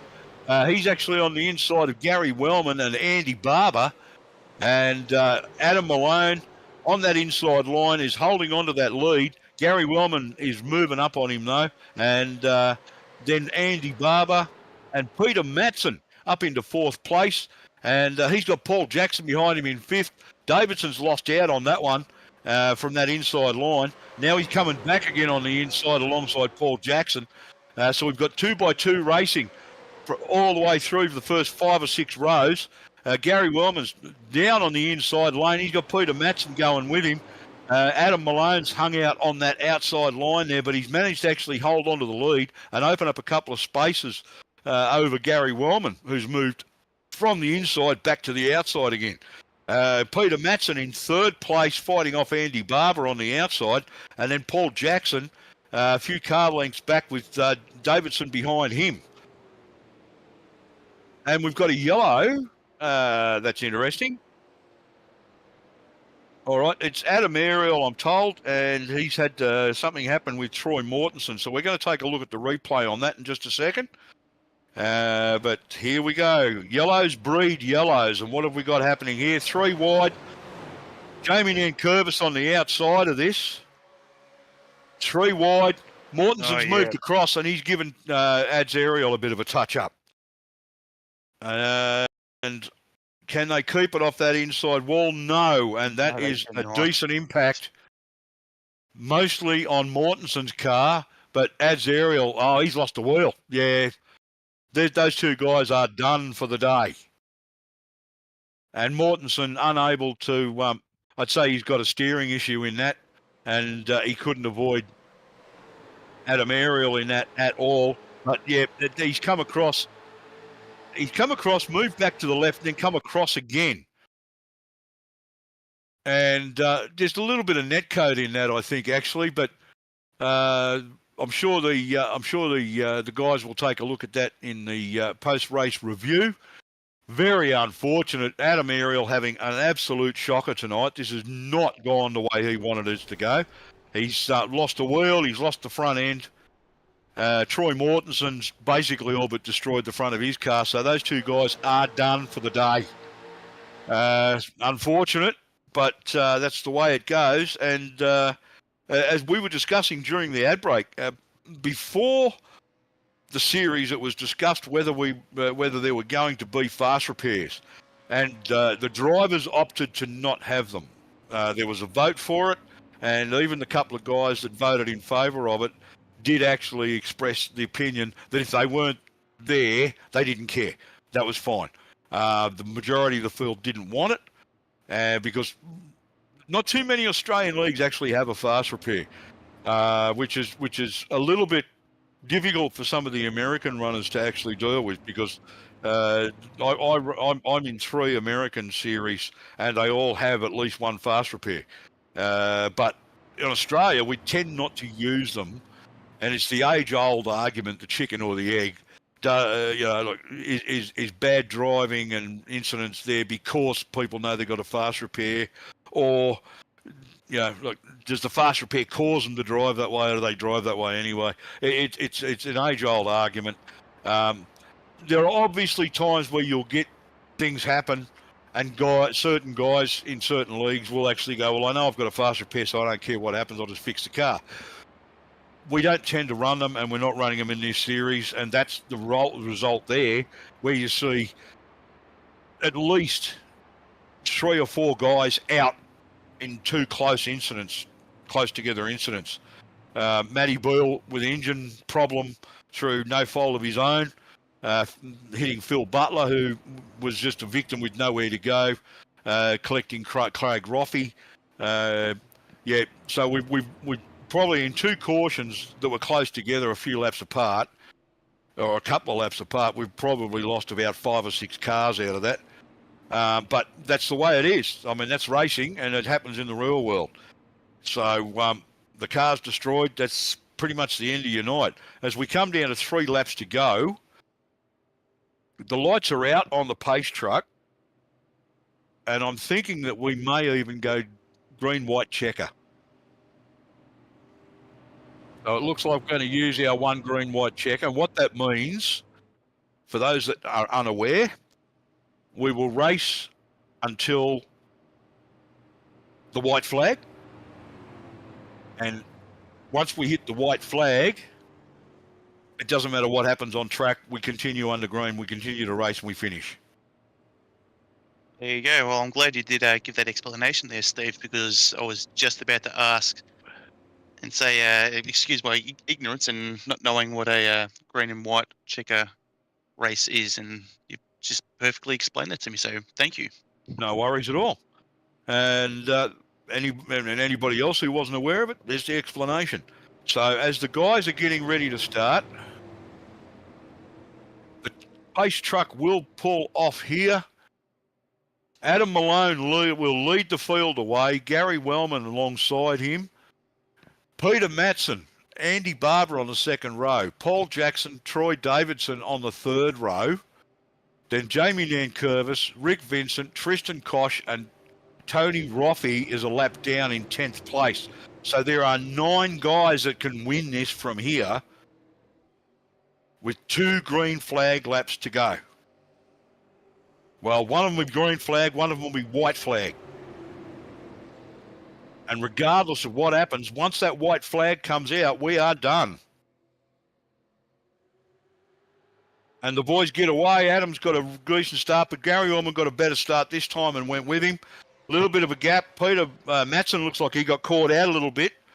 And Paul Jackson behind him almost came to blows with him as they sort himself out a little bit more now.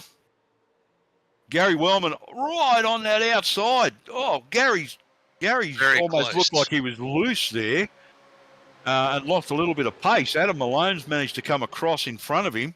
And not Andy Barber, sorry, Troy Davidson and Andy Barber, both up in behind Gary Wellman.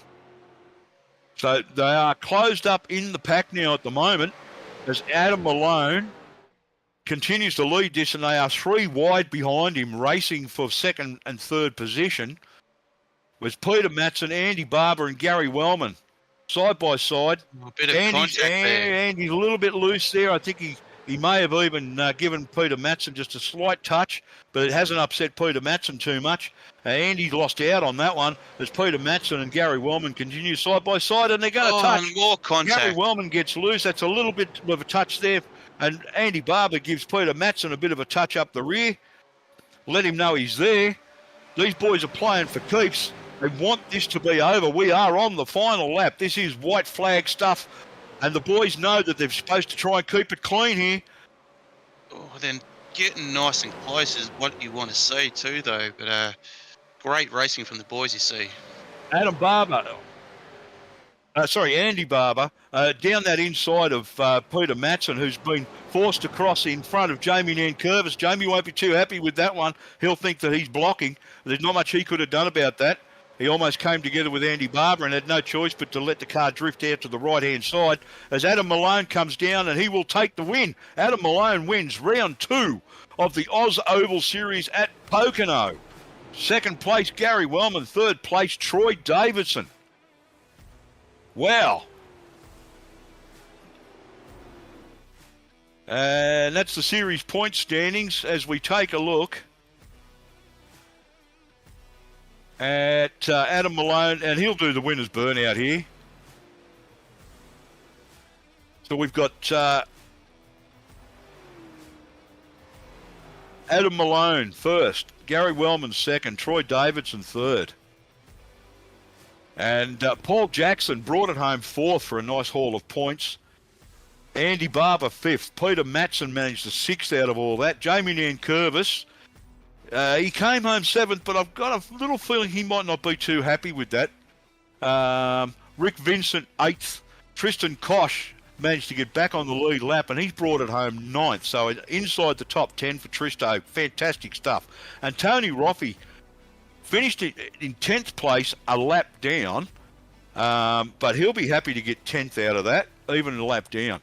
As we continue to look through the field, Troy Mortensen, 11th. Adam Ariel, 12th. Phil Butler, 13th. Matty Beale, 14th. Craig Roffey 15th, Matthew Cisner is 16th, Kate Donnelly 17th after leading earlier, Greg Sholton 18th, Brett Campbell out early 19th, James Oliver out early in 20th, and Todd Maxfield 21st, Nigel Payton 22nd, and that was it. 22 runners and some guys out fairly early with little issues there as we watch Adam Malone celebrating his maiden win in the series. What a way to celebrate, isn't it, Steve? Oh, absolutely fantastic. Sweet burnouts in a V8 supercar, eh? Can't get much better than that. Yeah, the boys know how to do them as well. They wait for the opportunity to do this, and when it comes, they take it by the bull by the horns and do everything that they possibly can to make it count.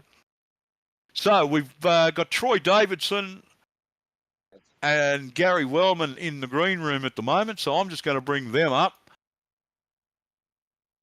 And we're going to go to ads at the moment, and we'll talk to the boys when we come back.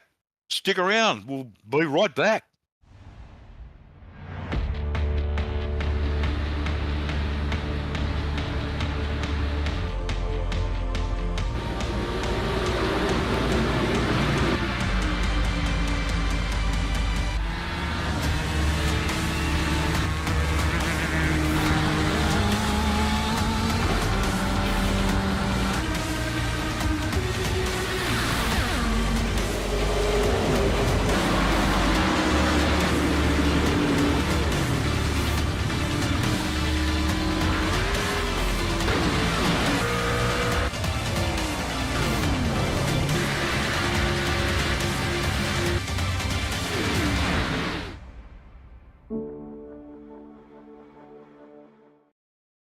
If you love the thrill of racing but hate the risks, then buckle up.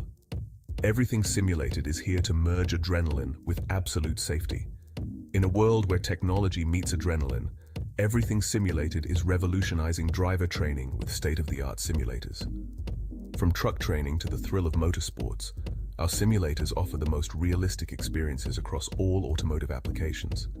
Gone are the days of endless bookwork and basic drills. Now it's all about hands-on, pulse-pounding action that prepares you for the real deal. Whether you're maneuvering a heavy mining vehicle or racing a high-speed car, our simulators, equipped with cutting-edge technology from leaders like SimRigs and Track Racer, bring every nuance of the drive to life. And talk about making a mark. We're not just building simulators, we're fostering talent. From grassroots motorsports to professional series like the Aussie Outlaw GT3, sponsored by us, Everything Simulated is fueling dreams and careers. Ready to feel the excitement of the racetrack under your fingertips? Connect with us, and let's build your next simulator adventure together.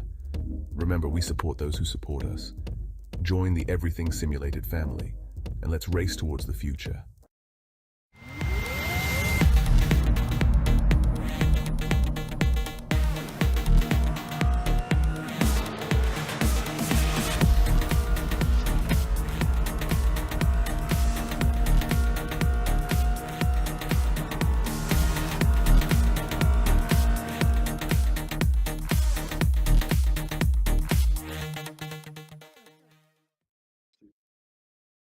Welcome back to Pocono. We have finished round 2 of the OzOval V8 Supercar Oval Racing, and being brought to you by Inside Lane Productions through Quasi Esports. And we've got some pretty happy people in the commentary box at the moment. And Troy Davidson, 3rd place. Congratulations. Started 5th, finished 3rd. I believe you actually even jumped into the lead for 3 laps. Give us your impressions. How's things go? Yeah, Naz. Happy with 3rd tonight. I'm actually, real happy with 3rd tonight. And there's a few quick boys out there. The Roffies were actually, he was going quick. Obviously, he had to crash out. And both Adam and Andy were putting some pressure on too. But I thought anywhere in the top 5 tonight would be a pretty handy result. Especially once I've seen Roffey go. That's nice little points there. But real happy with 3rd, and good win to Adam on the win over of the whole race. Yeah, how'd you find the tyre degradation? Did you guys get a long tyre run out of that with the first caution not coming until lap 40? Yeah, it didn't seem to be an issue. I mean, you couldn't really pull away from the pack. So as long as you're in the draft, it wasn't with 2 extra sets. It wasn't really an issue. If someone had a set at the end there with a few yellows at the end, it would have been interesting to see if that would have come about. But you probably would have had to lose a bit of track position to get it. So it wasn't an issue really. With the 70% load, how many laps of fuel were you really looking at there? I think it was 30. Right, okay. I thought it would have been higher than that actually, but being a 2.5 mile course, I wasn't sure what the actual laps would be. I figured it might have been in the high 30s somewhere. I said before the race started, but when everybody started their green flag pit stops on lap 31, I thought it might have just been for tyres through degradation, but it may have also been for fuel, obviously. No, I can't even remember the tyres now. I think 65 or 75 or something. But that wasn't the front. That was the front right, but they weren't really an issue. You sort of, as long as you're in the draft, you could just sort of drive the car in the draft without sort of having to wear them too much. I thought the tyres might have been a little bit. It might have been a little bit harder on the tyres being at this track because of except for one turn with a slight bank of only a few degrees. I mean, the track's almost flat. Yeah, turn 3, if you're really pushing it hard and racing, I thought it might have been, at the end of the last few laps there when everyone's racy, but it sort of was broken up into, 2 laps sort of thing with those yellows, so it sort of kept the temperatures down.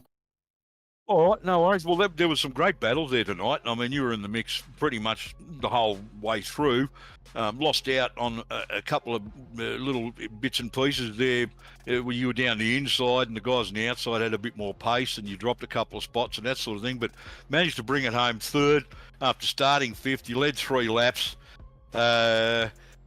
Quick lap was 54.1, which I think was right up there. That was obviously better than qual time because you qualified on your own. So, but look, fantastic drive, mate. Some great competition out there. A lot of side-by-side stuff tonight. You want to give a shout out to anybody? Yeah, thanks, Steve. Sim Boys, Hot Toddy Heating Stalls, United Electrical, Inside Lane Productions, yourself for running the series, and just all the fellow racers. It's love having this Oval series back. Yeah, well, you've just led the way because you just reminded your teammate who he has to thank when he gets his turn in a minute. You'll be all right. No worries. Look, Troy Davidson, congratulations, 3rd place. That's a good haul of points. So it'll be interesting to see what it does for you in the overall. I'm looking forward to actually seeing how that actually comes out, and obviously you are too. So congratulations, and we'll see you next week at New Atlanta. Yep. Cheers, Steve. Looking forward to it, mate. No worries at all. Catch you later, Troy Davidson. Congratulations on 3rd place. Gary Wellman, welcome to the commentary box. Yeah, cheers, boys. Second. Led 6 laps. Yeah, that's what it was. Yeah, I qualified okay. Craig just picked me, but I was hoping I might have scored a bonus point, and then his name popped up on top. But second was all right. Well, that's the odd part about that. It only led 6 laps, but you were at the front just about everywhere.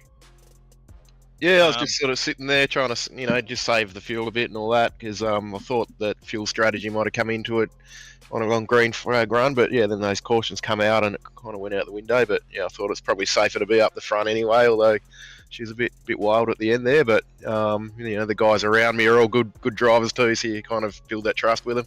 Oh, there was some good driving at the end there. There was some good close 2x2 and 3x3 racing in that pack for those last few laps, and it was a much better finish than last week, Gary. You had a bit of a bad finish last week, and Netcode actually saw you basically disappear sideways into the wall. This week you've managed to bring it home second alongside Adam Malone there. So, and your teammate right there with you. How did you find the tyres? They were obviously same team, so you saw it the same way.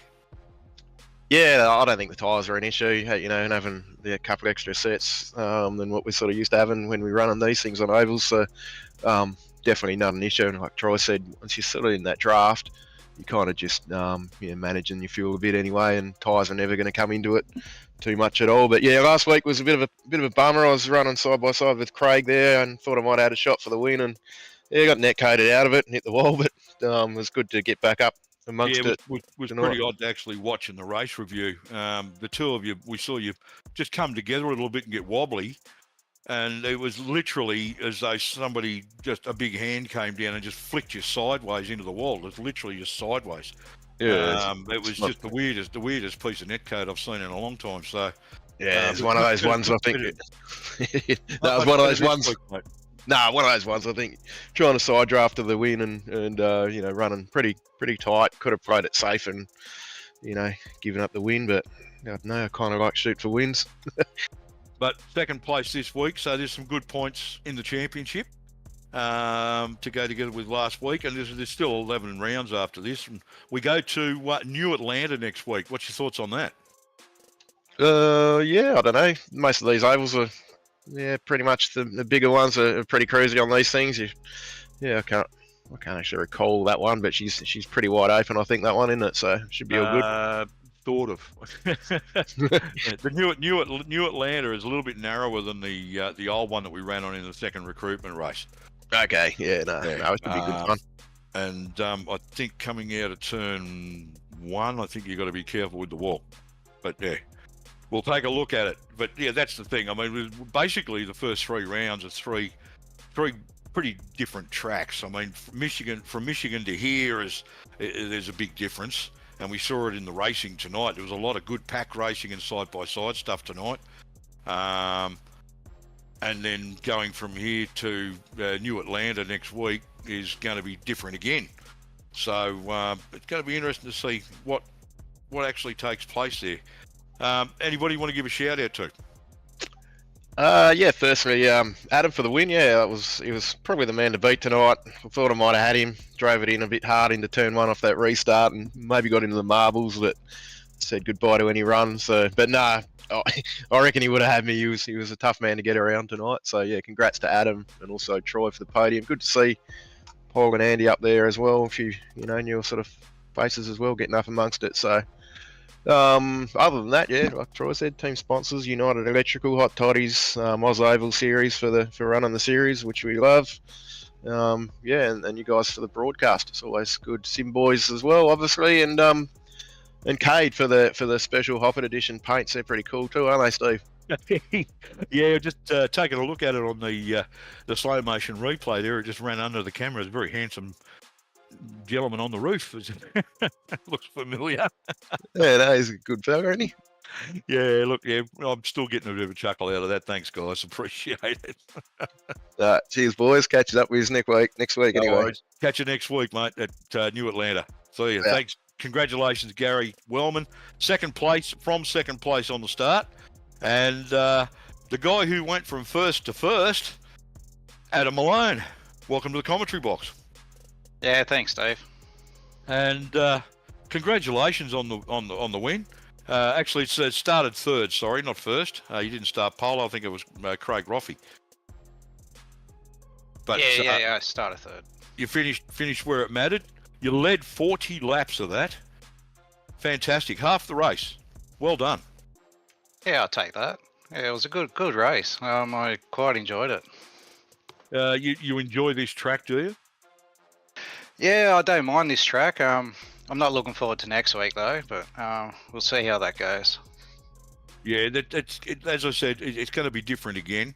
Going from the wide 2 miler to the flowing 2.5 miler, and then back to the 1.5 at New Atlanta, which is like a mini super speedway. It's going to be very interesting to see that difference again in those 3 rounds, and what everybody can do with that. A lot of good racing and a lot of good driving in there tonight, and it was just so good to see you have a good clean run and get to do the burnout at the end.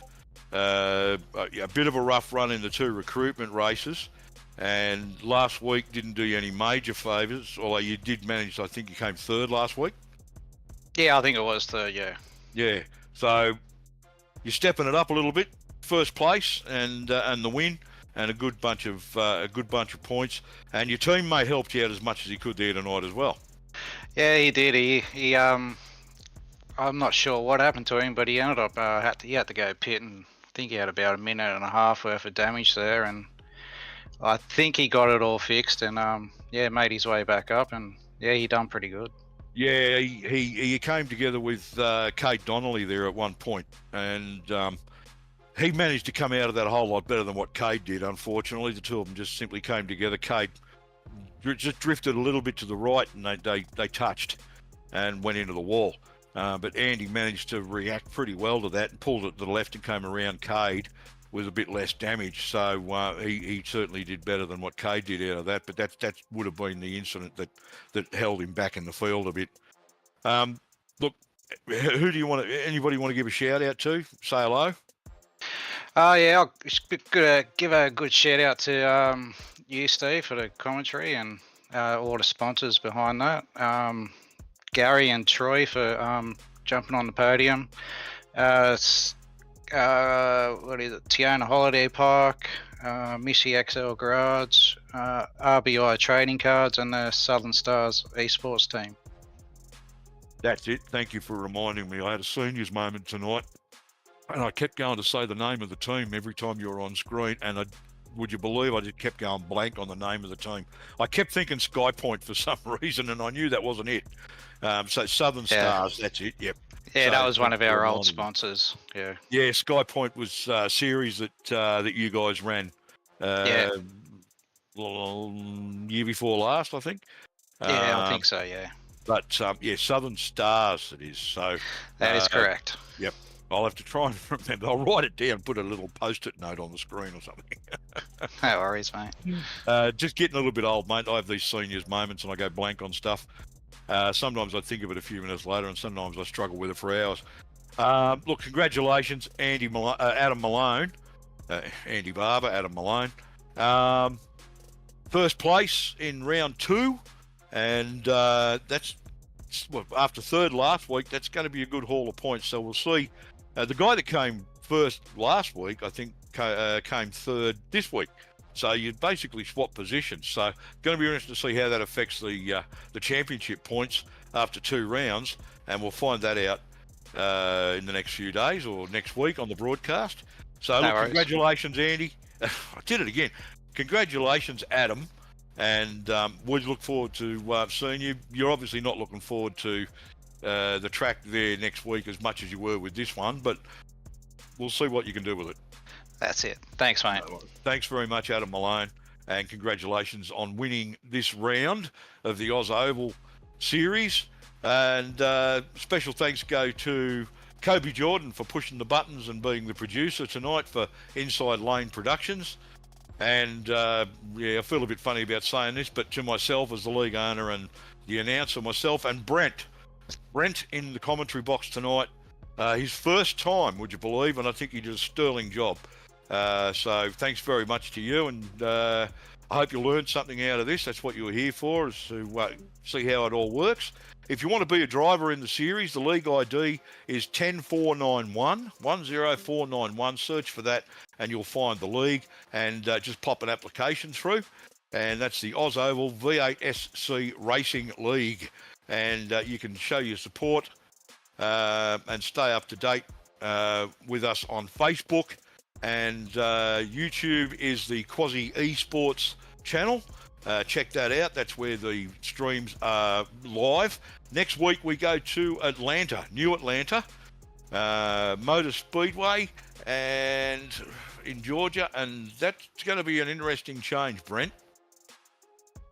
I'm interesting to see how the race goes. To be honest, from what I've heard so far, being a more of a narrow track, from what I can understand, it'll be quite interesting to see how it goes. That's for sure. Yeah, I believe when it was rebuilt, they took it from I think it was like 3 to 4 lanes wide, and it's back to about 2.5 to 3 now. Okay. It's been redesigned more as a mini super speedway. And it's something I disagree with, to be honest. I don't look at it being a super speedway. Super speedway is somewhere where, like Daytona, Talladega, you can actually run 2 and 3 wide there, and that sort of stuff in pack racing. I don't feel that way about Atlanta. I think it needs more of a traditional line, and I think that's what we'll see next week. I don't think we're going to see a huge amount of 3 wide. We may get some 2 wide and stuff, obviously, but I think it's going to be more of a traditional line, which is, I think, what that track needs. But that's just my opinion. Probably plenty of people out there that will disagree. But on behalf of Brent, myself, and Kobe Jordan on the buttons, thank you very much for joining us for round 2 of the OzOval series at Pocono, and we'll see you next week for the 3rd round at Atlanta. We'll catch you next time. See you then. Racing isn't easy, but experiencing it is.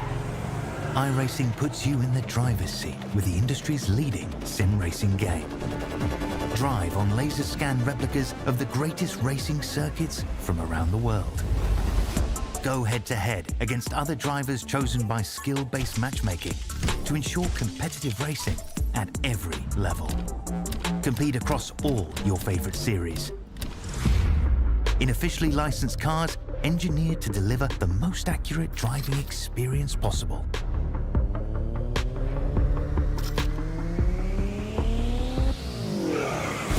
Join a race or host your own with players from across the globe.